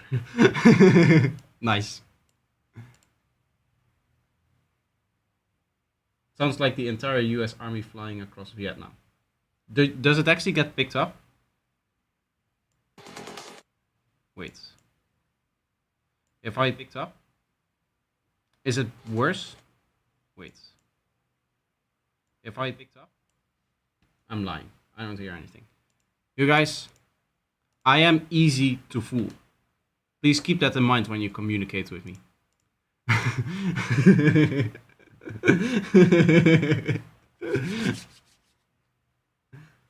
I think gullible is the right term, right? But you can convince me otherwise. Yeah, so I don't think I'm gonna play the whole track. We just had a break, so that doesn't really make a lot of sense. But I do want to play this portion here because there's a nice melodic thing that I've made here and a few other synths that still need a little bit of work.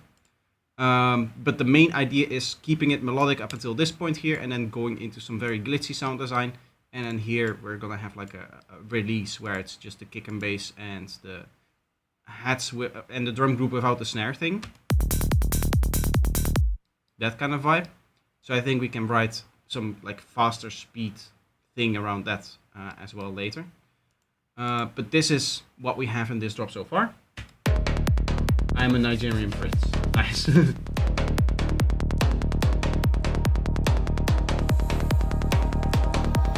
have a cool little multi-level marketing scheme that you might want to join. I love multi-level marketing.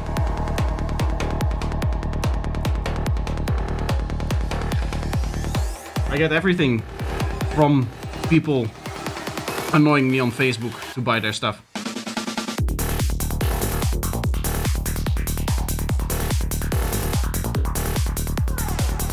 I'm from Microsoft. We're just doing all the scams now.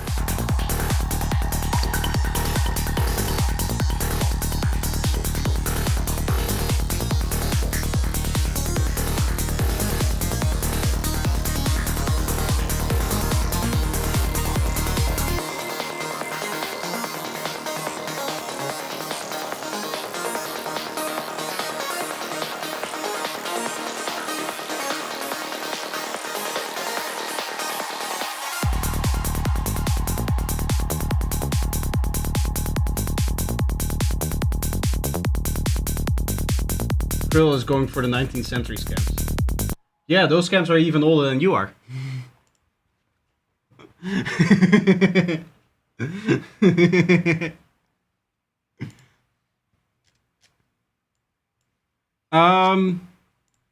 So what I want to see, first off, is how good of a glitch machine is Falcon. For those that don't know, Falcon is a massive synth. Probably the biggest synth that I have now. I guess it's going to be bigger than Omnisphere in just its capability. But it does a lot. It also keeps all of the presets open that you have. It's not even much of a synth. It's just a whole suite of tools. And this is almost like a contact library, but it also does synth stuff. Right, it does sample stuff at the quality of contact, but it also does just normal synthesizer stuff, I should say. And honestly, I don't get it yet. You bought every add-on? I just got the subscription for it. I just got and if I like it, if I really enjoy it, then I'll eventually just purchase it, yes. Big learning curve as well. Yes, a very big learning curve. You can see this program layers, key groups, oscillators. This is just how a patch opens up. We can have a look at. I want to see if there's some like actual glitchy stuff in here. This thing is called unlock effects, which is just one thing, I guess.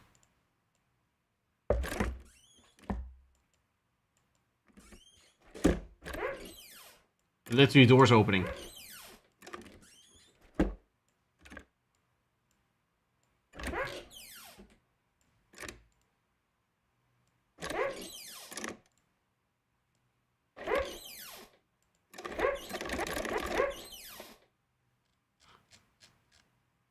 And there's a whole bunch of different sample doors. A whole bunch of different things opening up. That's so cool.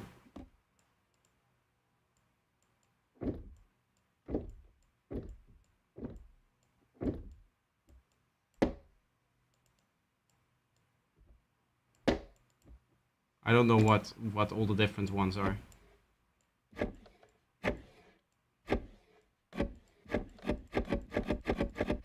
I guess it's automatically doing the round robin, so every octave is the same sound, I guess. That is why it's doing it like that. So yeah, it has all that, and that's just one pack, right? I still have to install like 2/3 of the packs that come with this thing.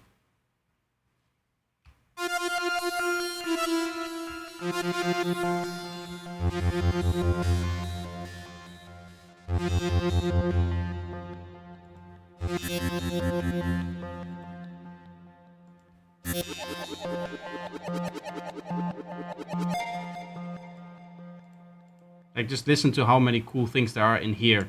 And this is just one preset out of one category of one thing. And just looking at the amount of categories and everything that there is. There's a lot of stuff happening. I don't even know if you can really... I guess this is the synth part that is mapped to everything that is happening over here. But can I just go into... I guess they're all just sample based. Or this guy is sample based. Can I like actually see that guy? Sample start allows streaming. Doesn't even tell me what that means.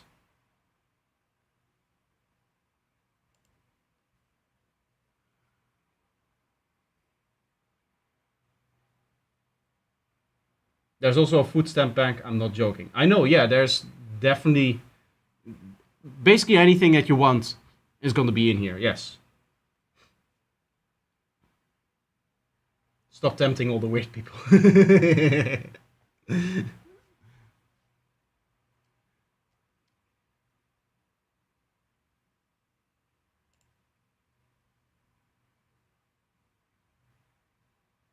The few expansions I've tried were all sample-based. I have 3 or 4 of them. I think most of it is sample-based. I don't think many people actually work with the instruments themselves. Right, you see all multiple. I guess additive here. Yeah, so this is the synthesizer part. But these guys don't even open up. You cannot even like edit stuff in there. It doesn't let you. Because it's all programmed, right? You have to write a program or it's like a sample language. You have to script it. They don't teach me anything about Falcon's capabilities.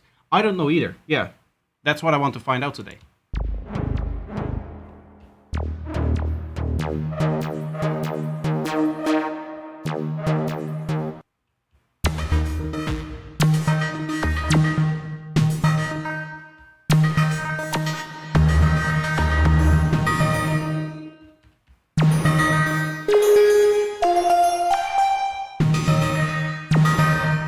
Doesn't.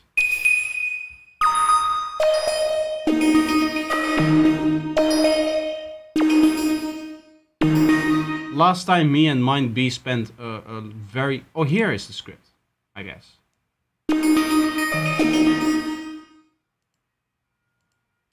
Oh yeah, here you can edit. I don't even know. Ah, okay, these are... Right, these are the 4 parameters that we have. Are they the same value? Yes, I think this is... Yes. Those are the different... Are they? No, there's more. Because this one is at 50 as well.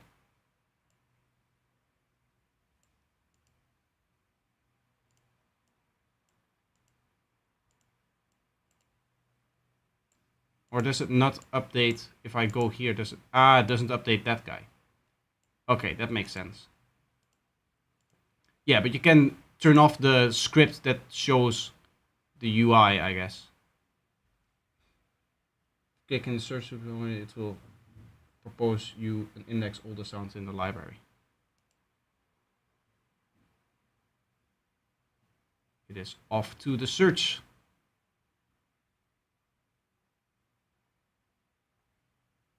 But it's crazy because you can do your own plugin in a way. Yes, exactly.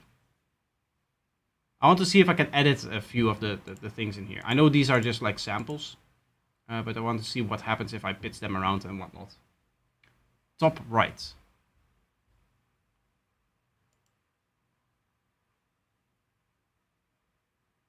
I feel like I shouldn't have clicked this.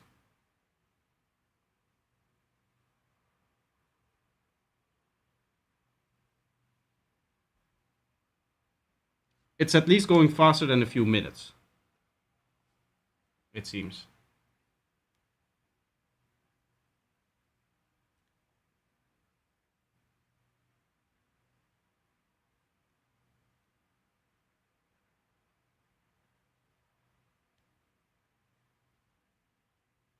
Oh, maybe not. Maybe it starts to hang at the very last few of them.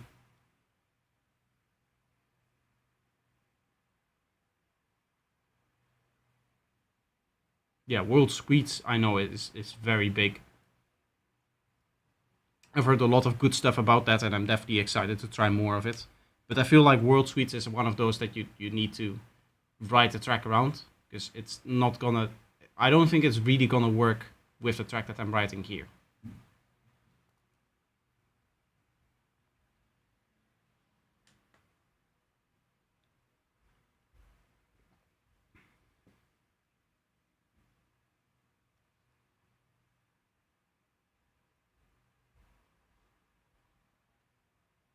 Yeah, the last two are definitely taking more time. So I can ask for orchestral drum or mood lead, etc. Ah, okay. Yeah, no, I want to look at the samples within this patch. That's what I wanted to do. Open up these multiple sample thingies here.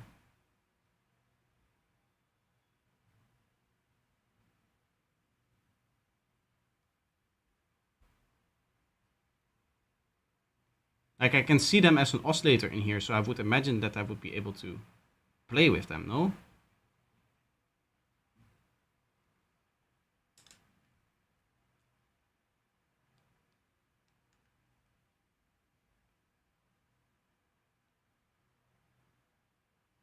I think to understand, maybe it's better to go on init patch.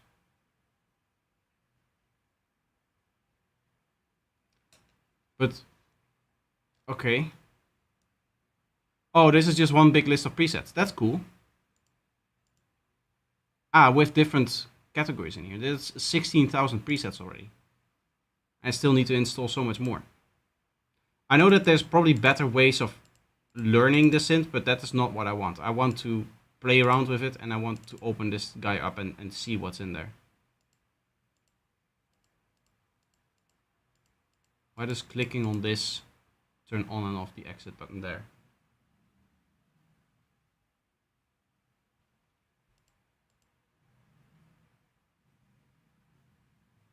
Multi-selection, analog, analog, analog, drum. Multi-selection, analog, analog, additive, drum. Yeah, but can I see you? Multi-selection, analog, drum. My menu is interfering with this.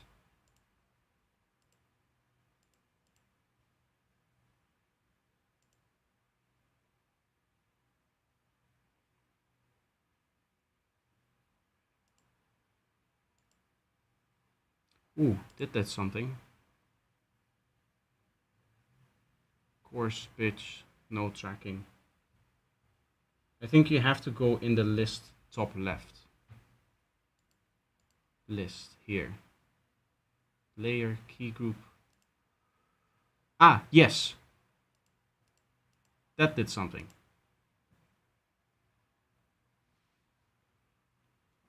Can I see what you're doing?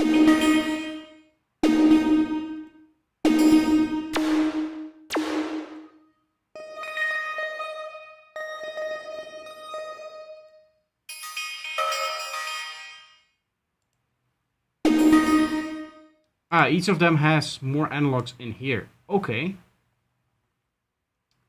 Cool.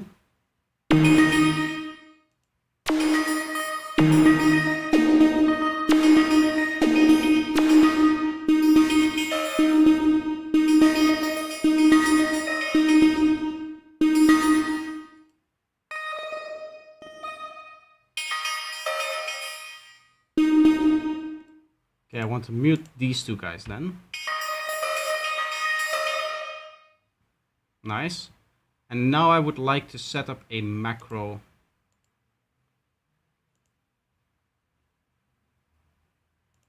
Here. Yes. I want you to be unipolar.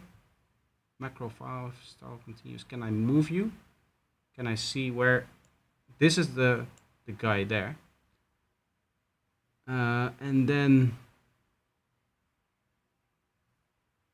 to map to this, I would like to map the pitches of layer 4 and 5, or 2 and wait, yeah, 3 and 4 here.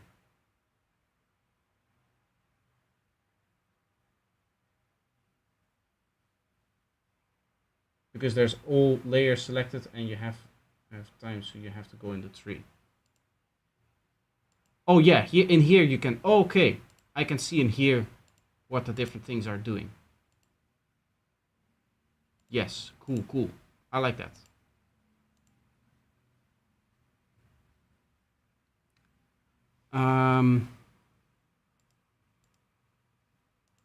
That's not it. How do I assign again? I want to assign to this, but that just changes it. Yeah, no. Macro 5. Oh, just drag and drop. Macro 5 is now set to this guy, and I'm just gonna have it go up. I guess I do want it to be bipolar, don't I?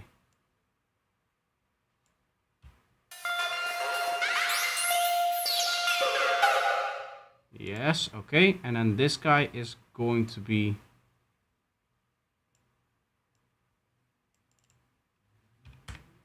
the other way.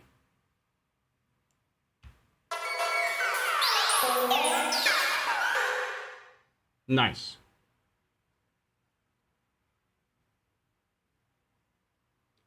I'm getting it a little bit, yeah. That's cool. I would like to go into the modulator that is...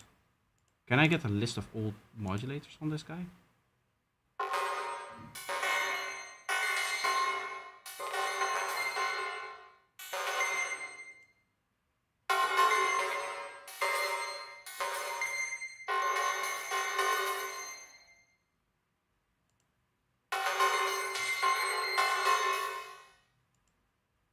This is the last modulator. I can see it moving around here, so I want to change.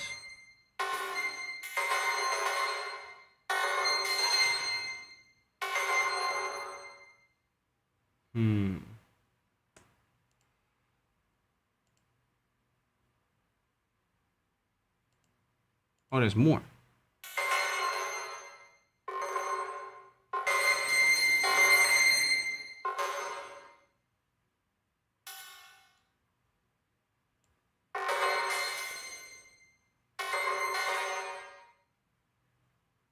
Is this guy looping in a way? No. Mods top center. Mods. Here. Ah, yes. Cool.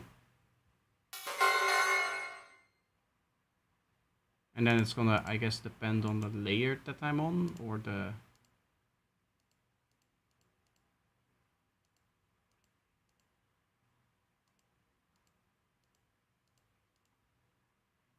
I have to be on here, and then it shows me these. And then within the key group, there's more stuff. Okay.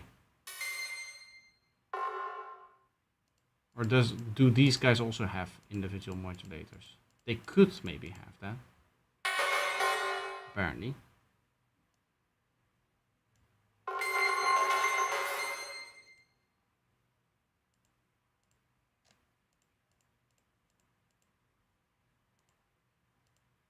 I just wonder what is responsible for the tick tick tick tick tick. I want that to be faster. Is that you?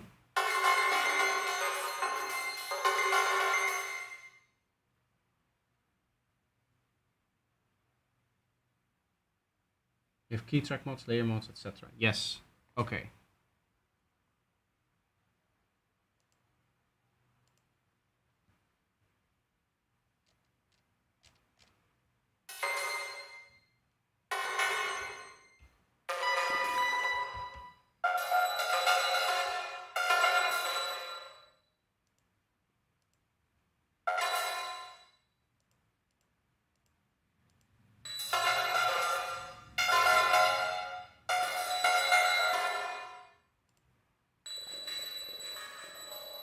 I guess I should focus on this guy, because that's...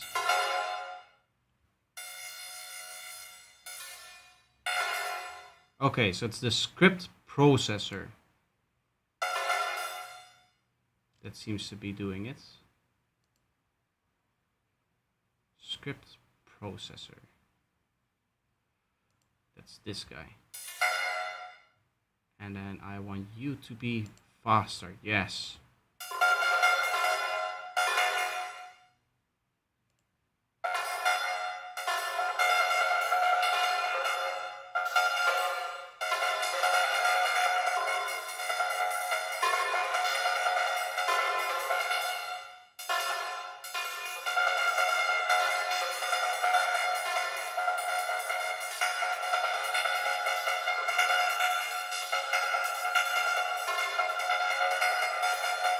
Well, good job. You are more clever and patient than me.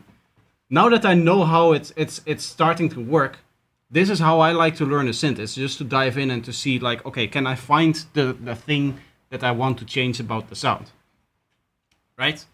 And as long as you keep a little bit of an open mind, it is actually fairly easy usually to get into the specific workflow of a synth, because everybody wants to design their synths in a way that it's easy to use, right? So once you get into the I guess the vibe of the synth, designers wanted their workflow to flow in a way that once you're in there, you should probably get an idea of where certain things are going to be.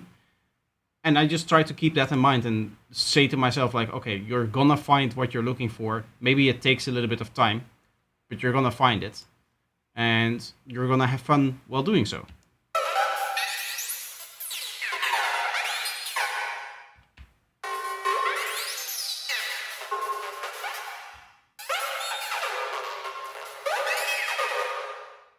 This is cool. I would like to turn off its reverb. Yes, exactly.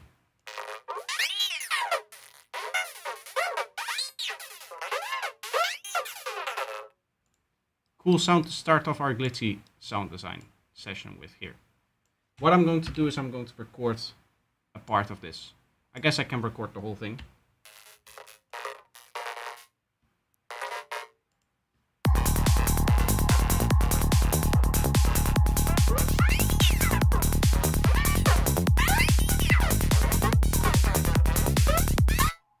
By the way, you can program your own scripts in Lua. I don't want to dive into it too deep. That's not... what is fun is to make your own synth or patch with the info page and your own interface. There's a bank made by Wisdom for psytrance. Altar of Wisdom. Did he make stuff for this? Oh, that's cool. I want that then. I'll check that out later. I don't want to sit here and start installing things and whatnot. I'm gonna assign this to MIDI. Let's remove all of the other guys. And then I'm just gonna play with it. I do want this guy to be a bit wider.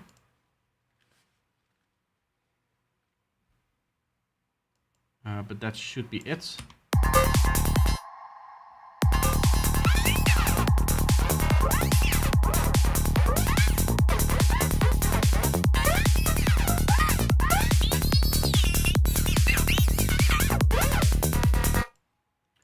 What we're gonna do is we're going to record audio for that, and then we're going to use that as one of our sounds here.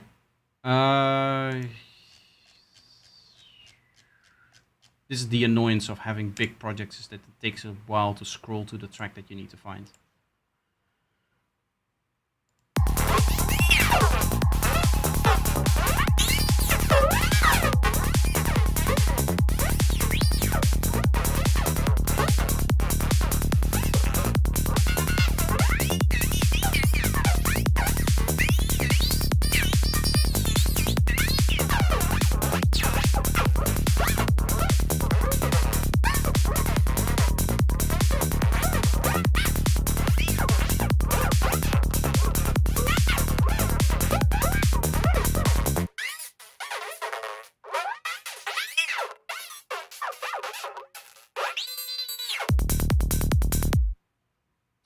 Doesn't really matter that the rhythm is always the same because we're going to chop it up and use it anyway.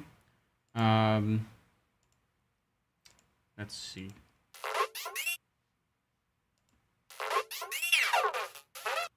Should I just throw on a user library max Where is it? Other. The Jump Street.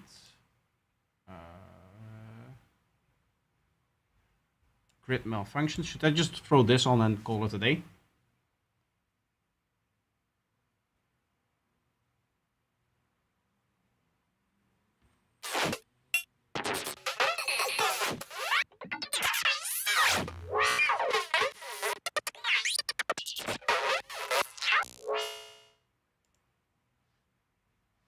I think I'm also going to record a version of that.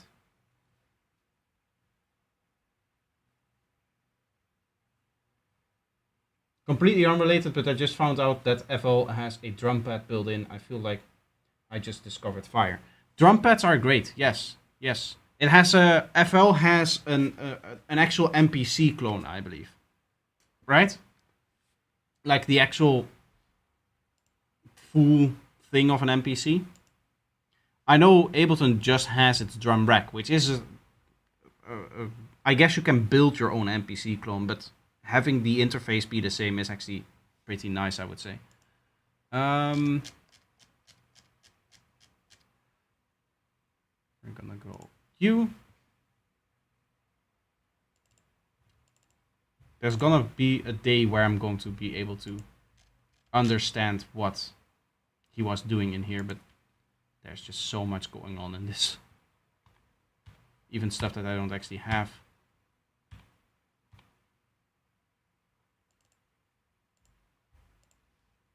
But this is a great little device here from the Jump Street back.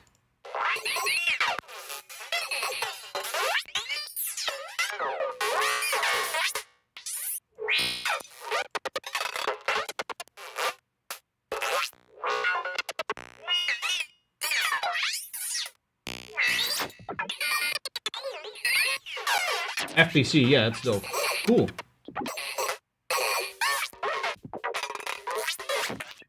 Wiring is a bit weird at first, but I can see it being really nice as I get used to it.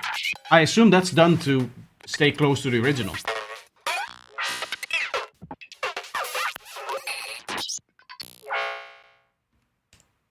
I don't know though.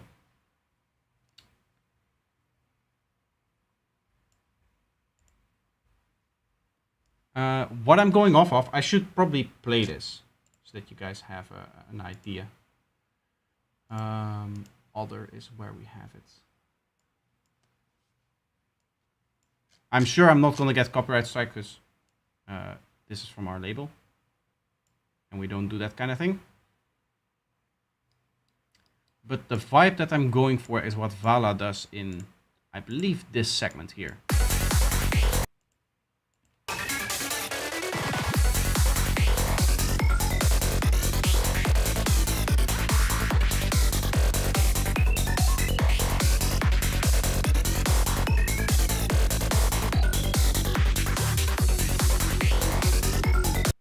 That fast-paced, glitchy, messing up kind of style.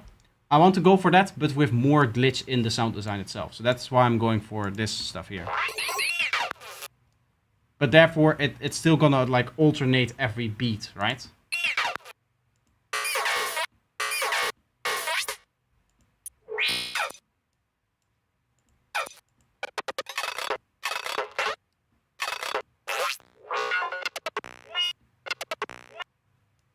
I do need to, yeah, compensate this guy for latency. That is why.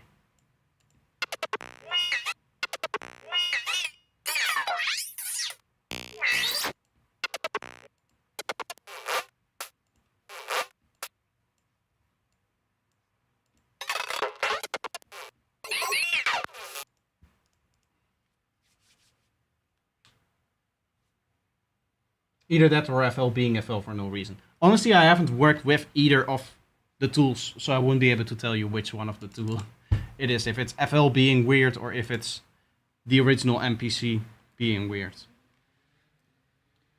Because I know for a fact that Akai also is definitely capable of making some really weird choices when it comes to software development, or not software development, the development of their tools, I guess. These guys are gonna be more of a gritty thing here.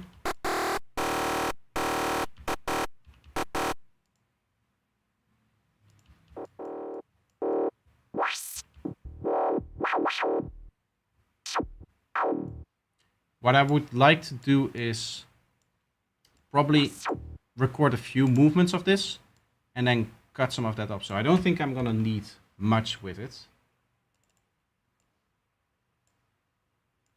But just making and unmaking automation should do the trick here. And then I'm just gonna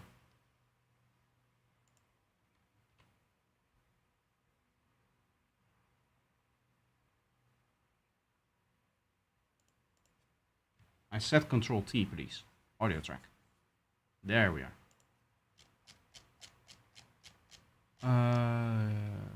There.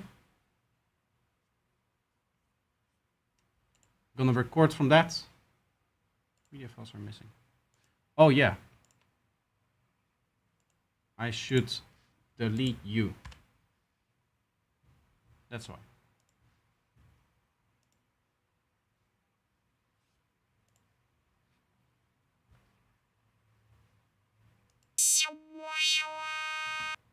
That's not right.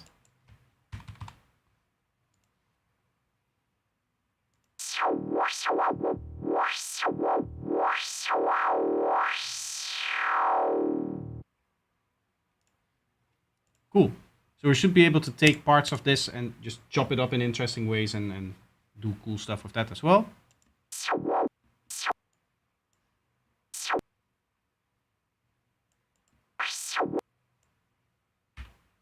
So I guess we can get started a little bit with some of the ideas. If I need more stuff, then I'll be able to get that.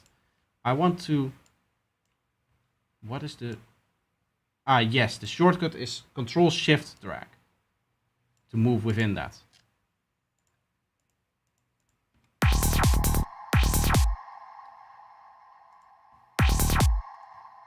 So we're just going to be taking stuff and dropping it onto new audio tracks, I think. That is going to be the play here.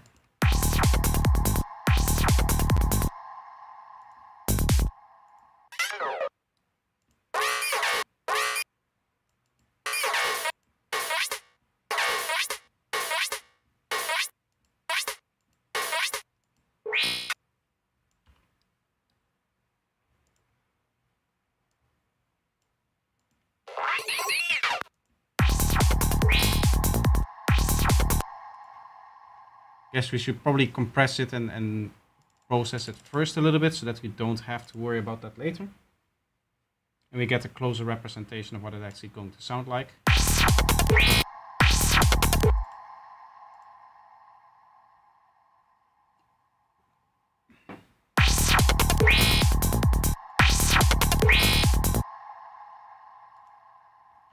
I don't like this pitch of this guy.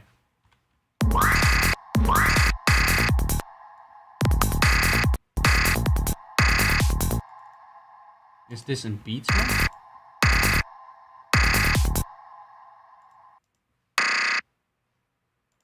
Interesting. Ah, it's not even... Okay, what are you tuned to? Is the question. Because I can't hear that. Other... Do I really not have the tuner in my menu?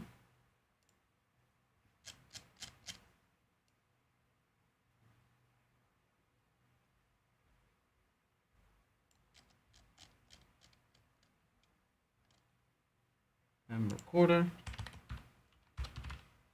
M tuner,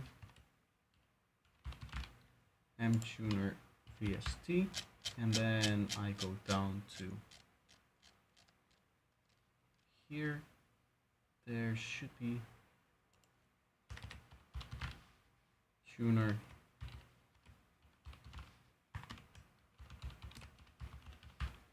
audio effect. There.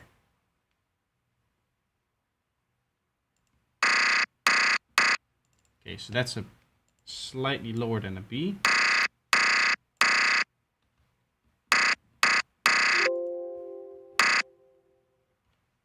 plus 3, 10, and then C, C sharp, D sharp till here. And then we just cut it up until the part where I don't want you anymore.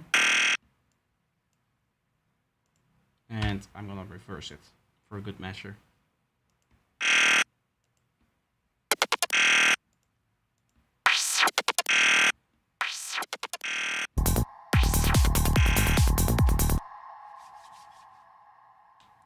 That's gonna be cool, I think. I'm gonna grab some of the original glitchy stuff here.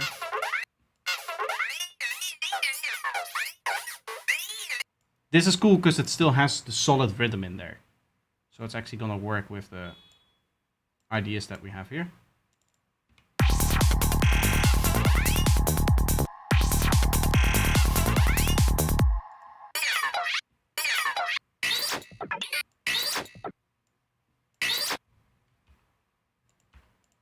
That's a cool one.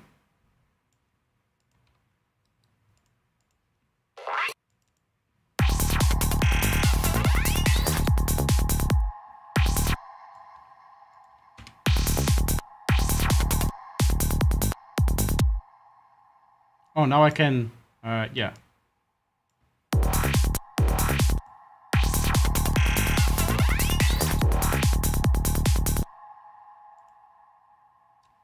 That's cool. I do want to maybe have one more synth to choose from. That's gonna make it a bit easier. So we'll make some squelches, I guess. And then also glitch those up, but with a different glitch plugin. With just the traditional glitch. I know I'm not really exploring Falcon here, but that will come later again. I guess I'll just make them on my own, because there's not gonna be too hard here.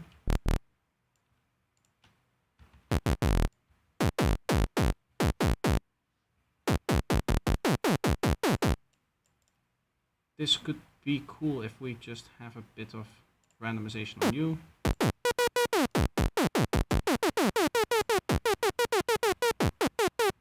I want a tendency for it to be lower.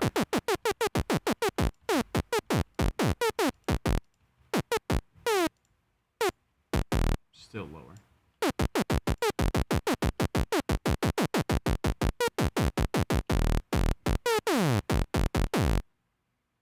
Cool.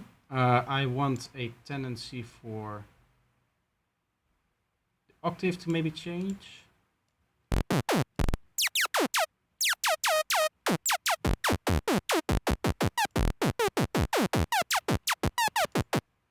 Like that. And then, of course, we want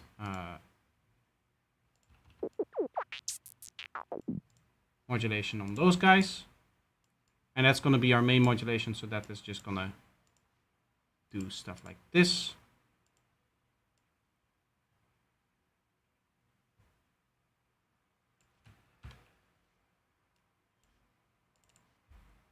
We'll set up a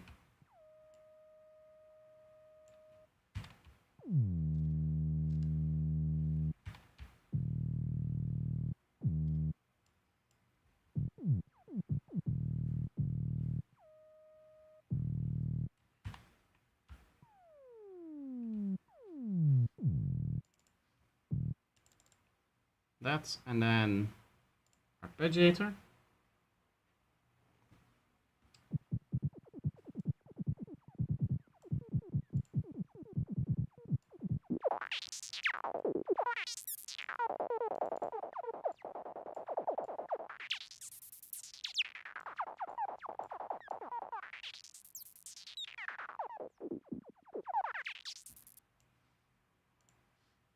That's cool. I'm gonna record that in already.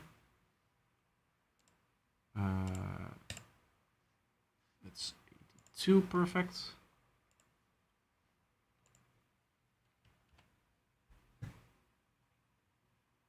And then I think I'm gonna record it pure and then also allow me to glitch it up again later in the second pass, so that we have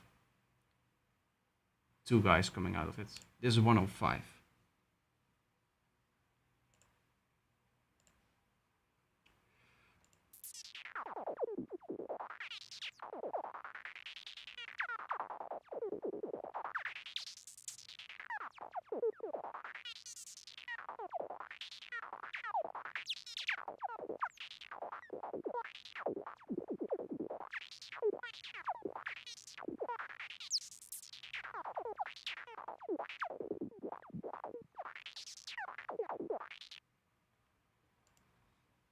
Cool. And then record this.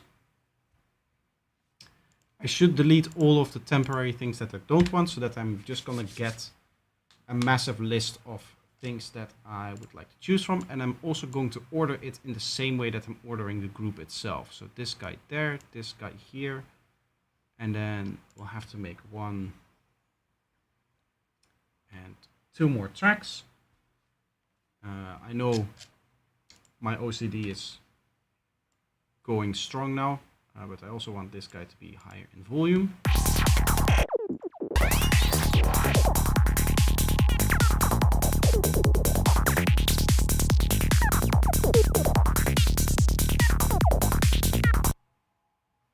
Okay, that's cool, and now therefore we can glitch it up with Deep Blue Glitch here. And Deep Blue Glitch is a cool glitch plugin for this particular purpose, because it instantly opens up with it synced to every beat and doing a new glitch every beat. And since we're doing that beat jumping almost kind of groove, that is exactly what we're looking for here.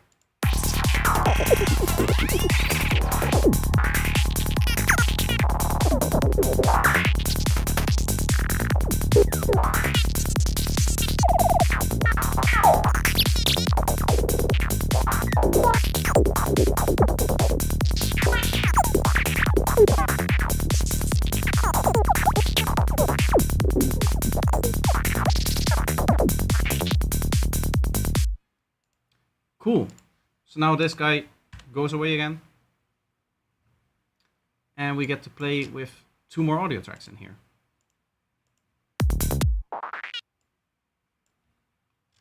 I want this thing here.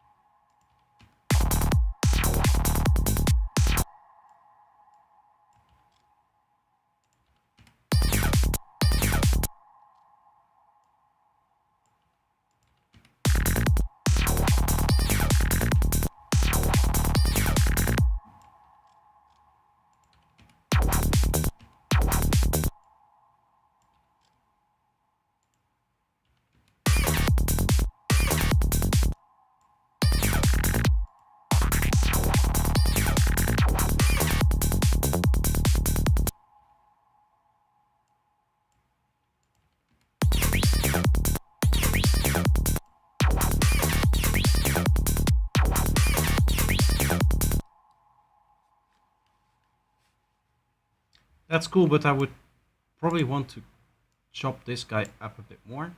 Oh, this guy also seems to have slight delay issues. That's good to know.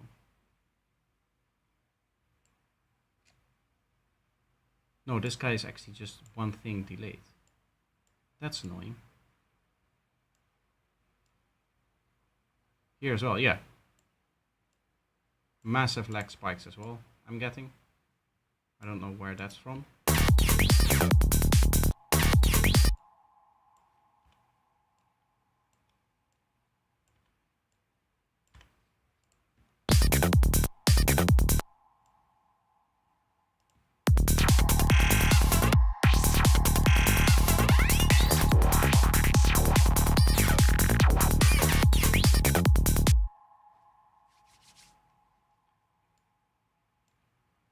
That's cool stuff, but I would like you to be 1 lower. This guy higher.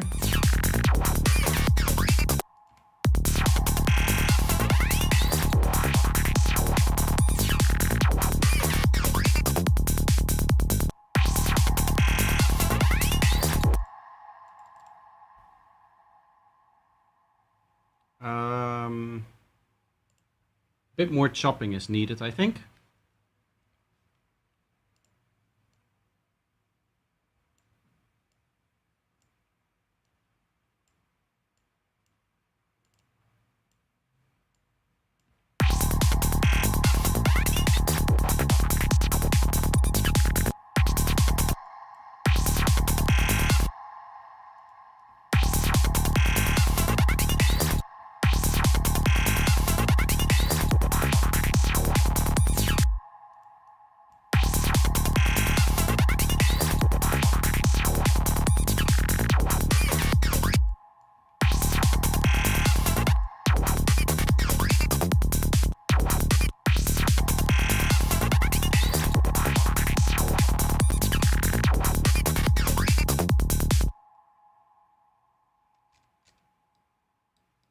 That's cool. I'm temporarily gonna turn this off because that's annoying me.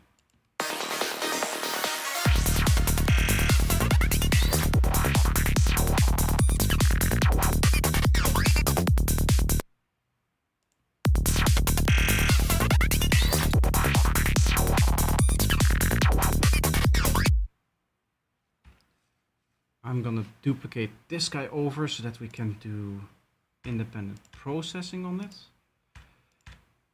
And we can get mono and very stereo versions of these sounds.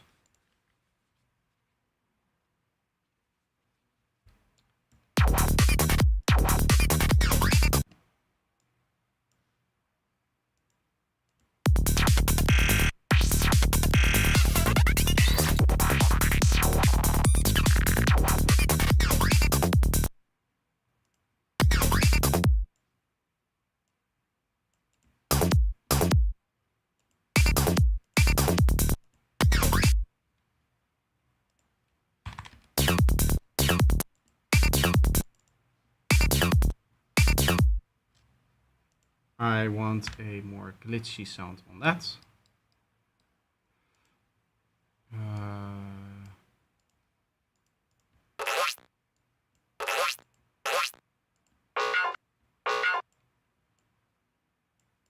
I think I want exactly this guy.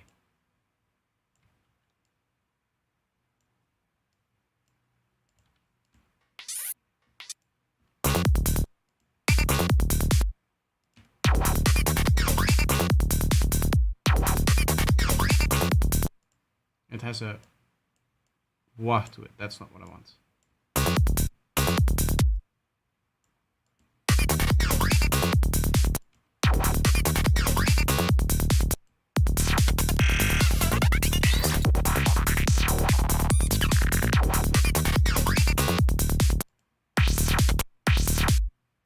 Cool? Cool, cool.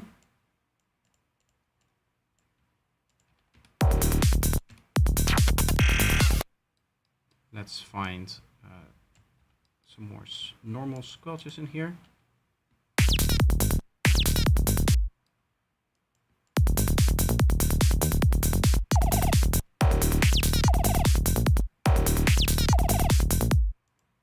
Are these slightly off?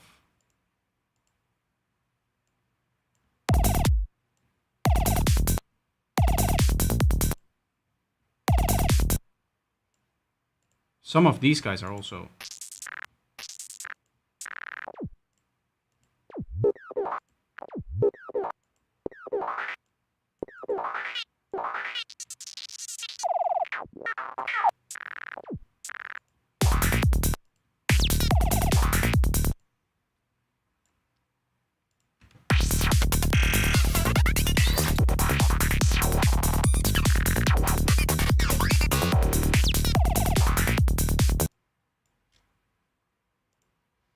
It's starting off cool, but I feel like I'm missing a little bit of a feeling thing here now. Just that I have a bit more of a reference to what Vala was doing.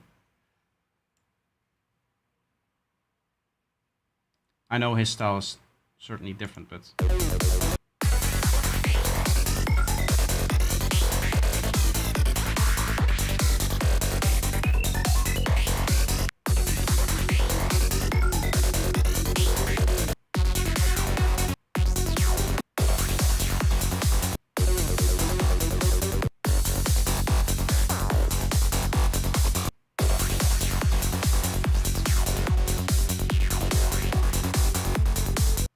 There's almost always like a backing sound to it, and I think that's part of the magic.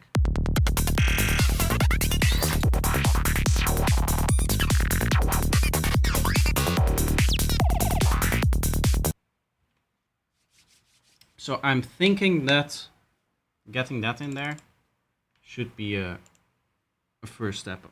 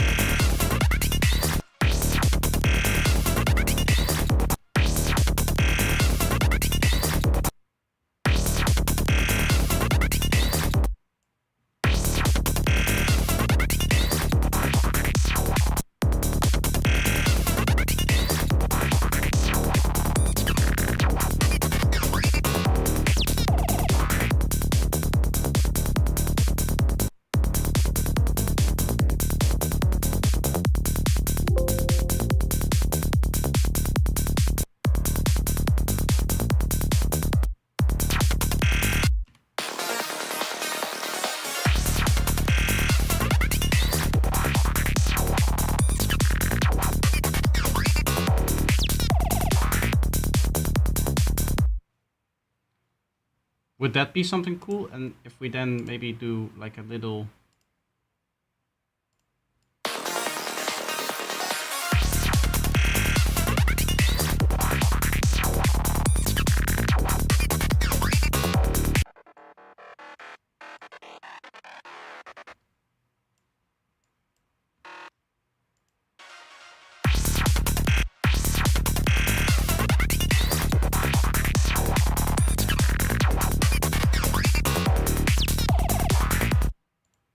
I think that can work if we extend it all the way. I always have a hard time making the glitchy sound designy thingy that I'm doing actually like fit within a groove. You know what I mean?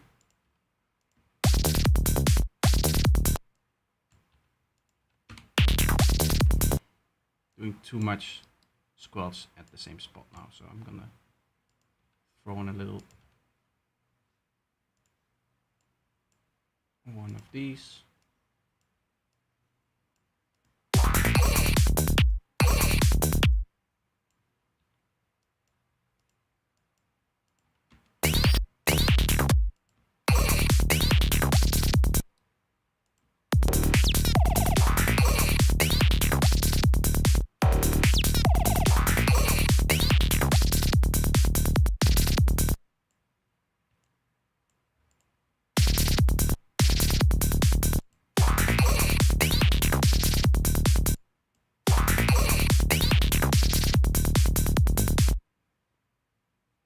Okay.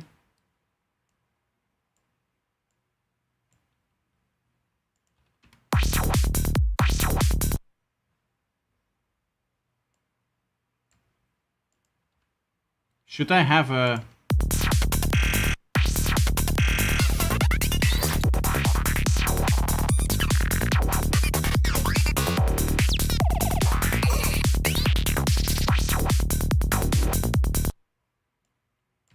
Should I have like a stab every once in a while in the same spot?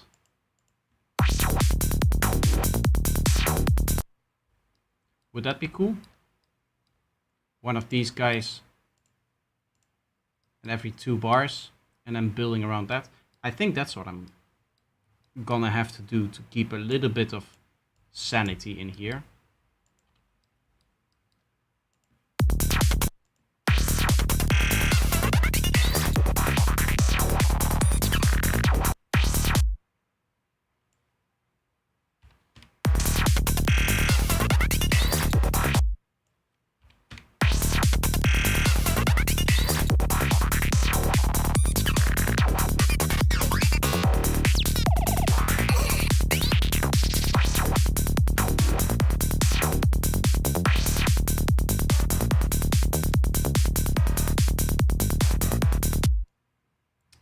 Okay, so I'm just, I guess, gonna try and lay out that first. Just kind of picking random ones now.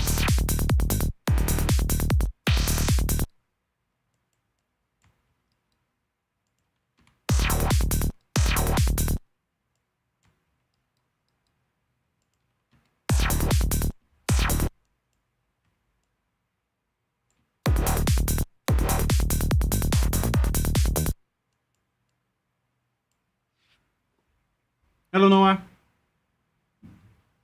Welcome.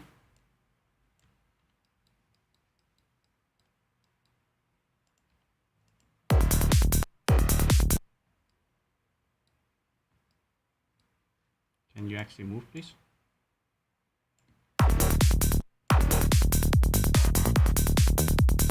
I like that sound, but it needs to be one further because the other one also has that kind of movement.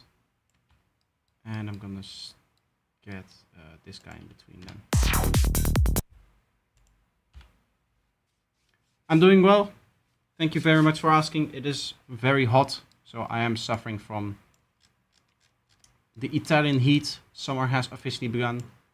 But other than that, very nice. Very nice.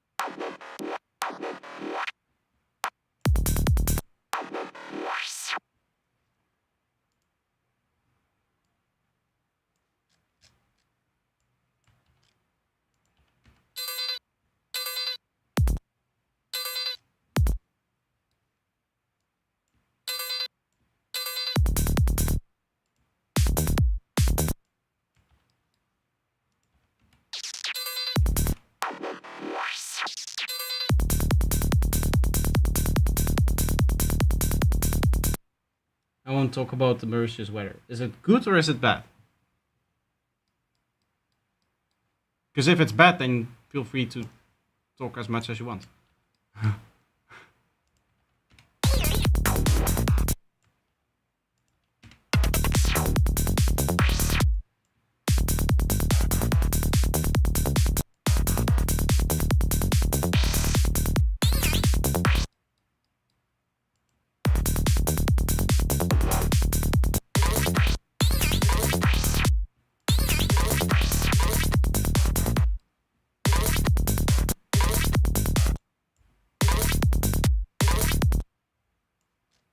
Some really cool sounds coming out of this, for sure.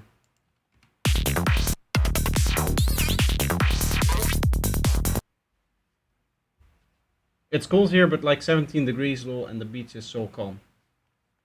I mean, yeah, that's nice. Have you tried the hybridized trick and serum? Honestly, I do so much sound design myself that I don't really care about like mashing presets together in that way. I'm not much of a preset browser guy. This guy here. I want this, but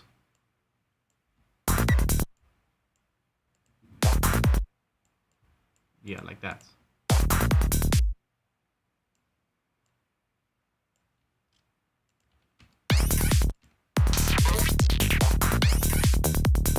This guy should probably also be tied to the beat.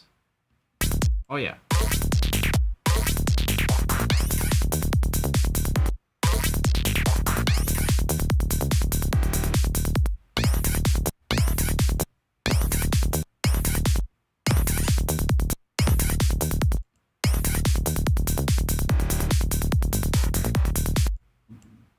Nice, nice.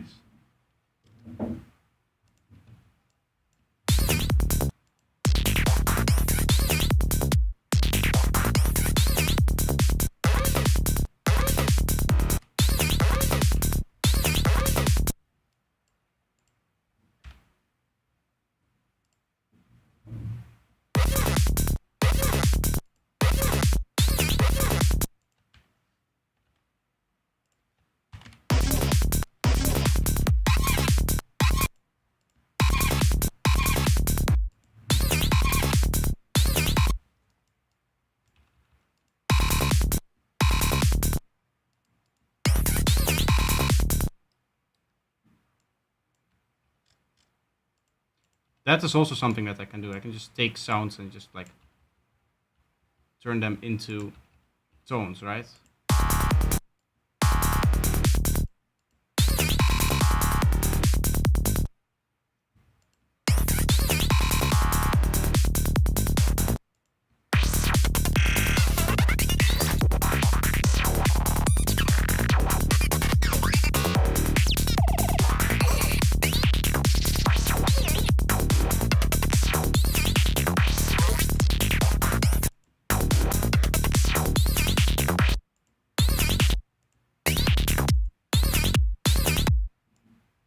I have the same thing twice here.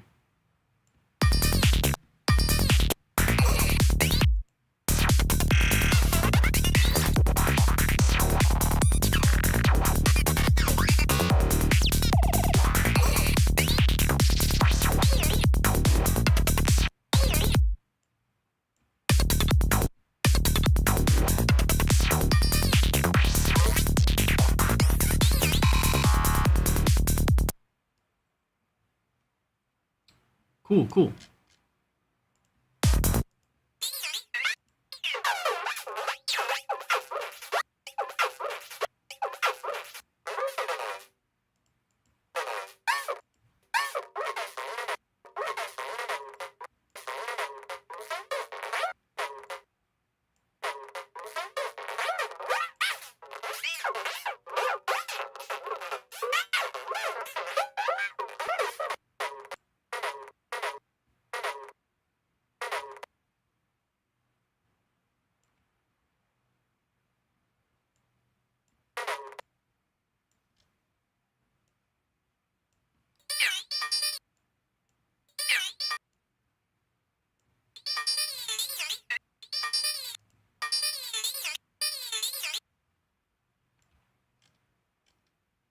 This guy's cool as well. We'll put that here.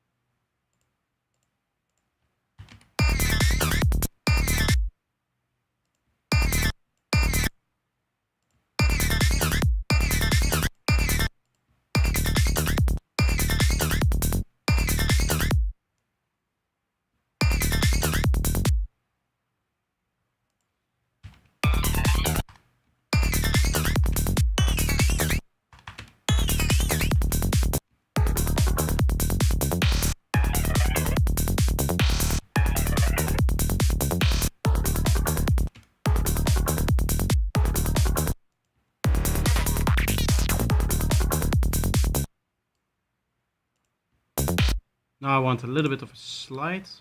See if I can find that.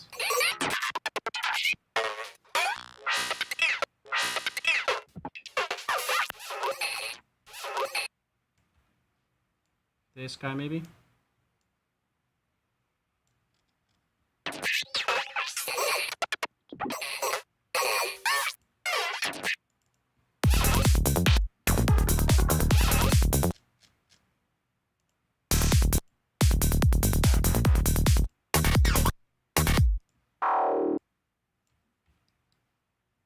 This guy then this.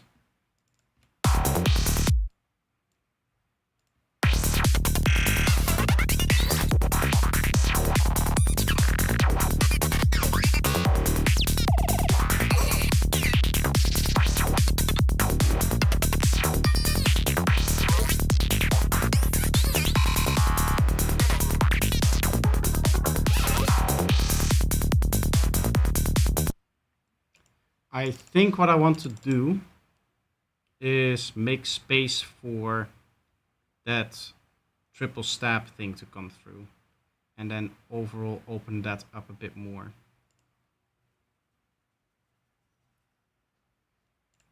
So 2 bars. I think it's like this, right?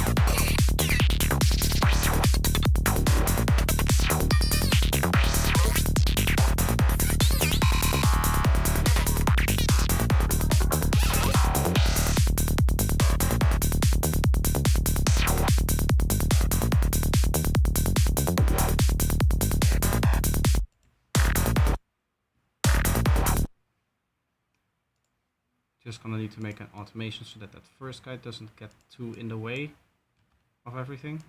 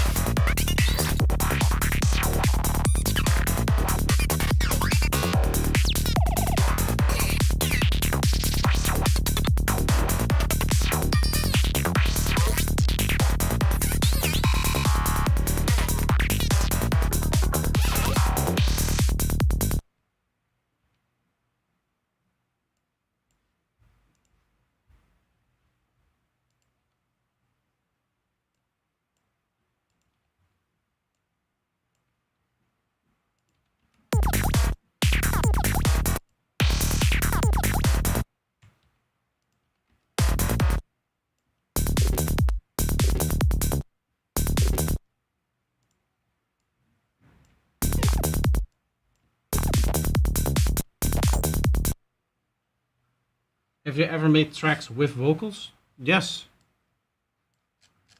I mean, technically these are vocals.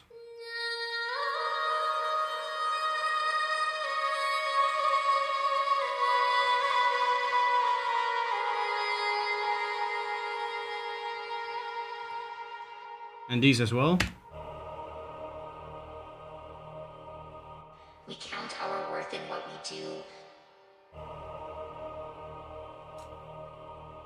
but not in moments that feel true. Postpone our peace for one day, but lose the heart of every way. I don't know if that's what you mean, but they count in my books as vocals.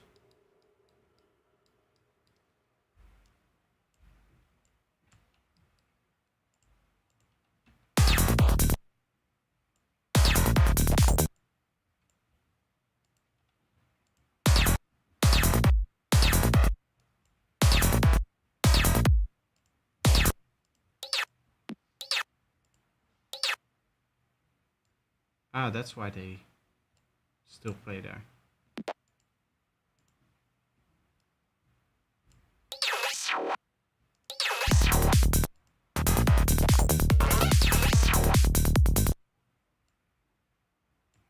That's better.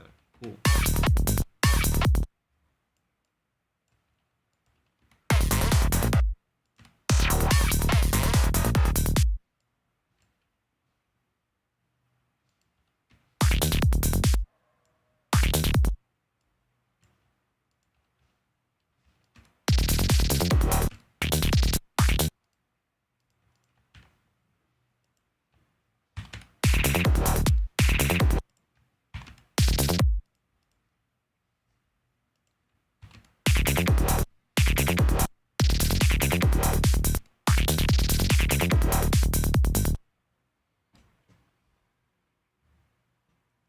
I like that. Gonna put you in here. I'm gonna put. I should drag this guy over because I keep forgetting that he's there.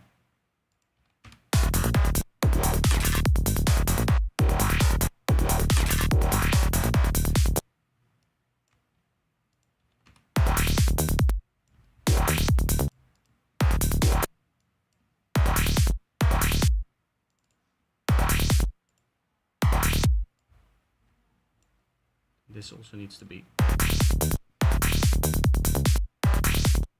Now it's gonna sound much better, I think.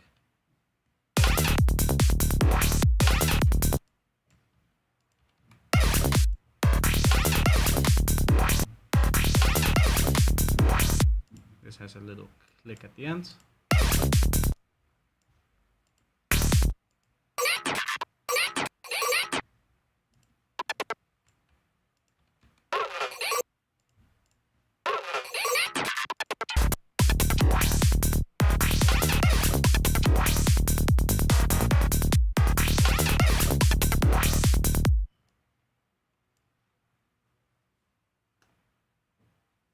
Cool.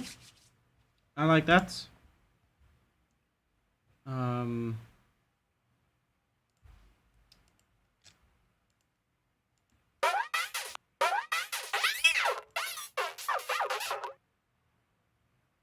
mean, more recorded stuff with other vocal artists. Technically, I've done like one or two, but that's been so long ago that I wouldn't really count those. But if you ask me if I know how it works, then yeah, for sure. Then I will say that it does count.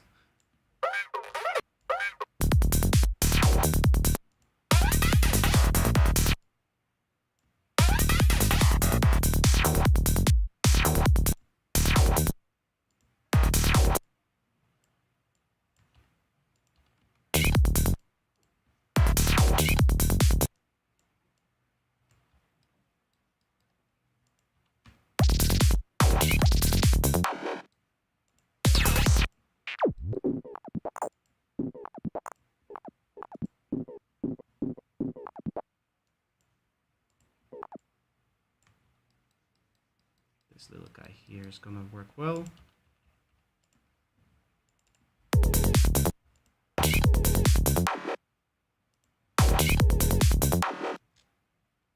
volume dip there is nice. I think you have to align them differently for different parts. That's what I'm seeing here.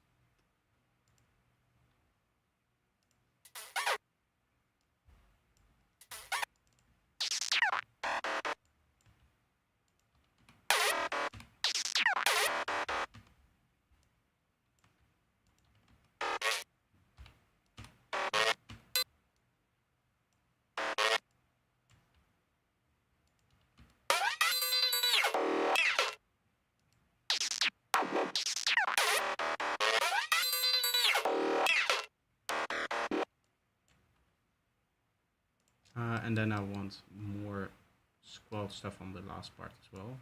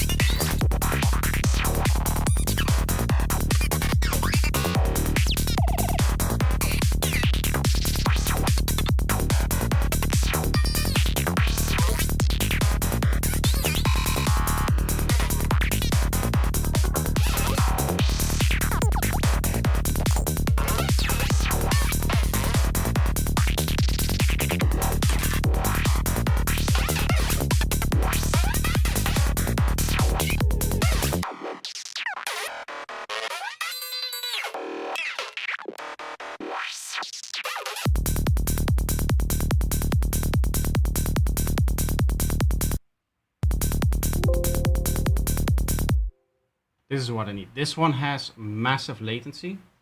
So we're gonna record this all into one, and then I'm just gonna drop it. Current project, new rendered. I'll just drop this guy in there.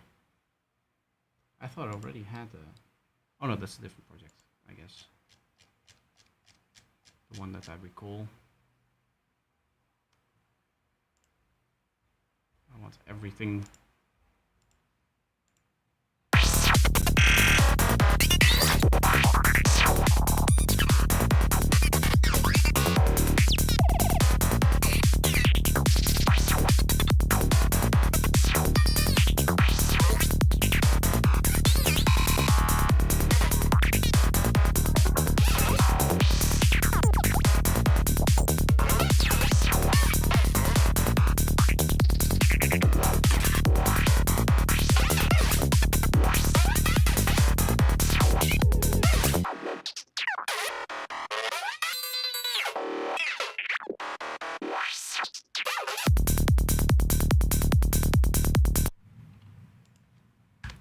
Cool.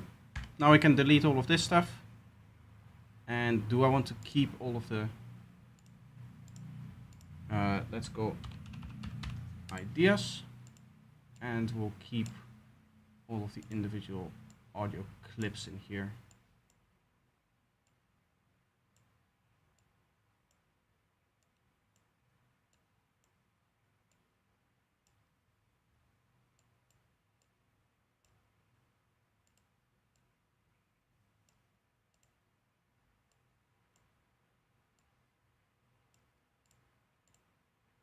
Like that. Oh, of course, don't delete our main guy that we just made.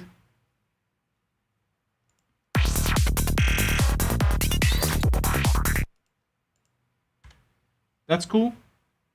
What I think that I want to do is I want to turn off my microphone and listen to it on headphones. and then I'll probably produce for another hour-ish doing that, and then I'll end the stream from there. So thank you guys for sticking around up until this point. I hope you guys enjoyed the feedback. I hope you guys enjoyed the challenge, and will also attempt the next one, even though I'll probably have a hard time actually finishing a track even for next one, but I'll have to see how that goes.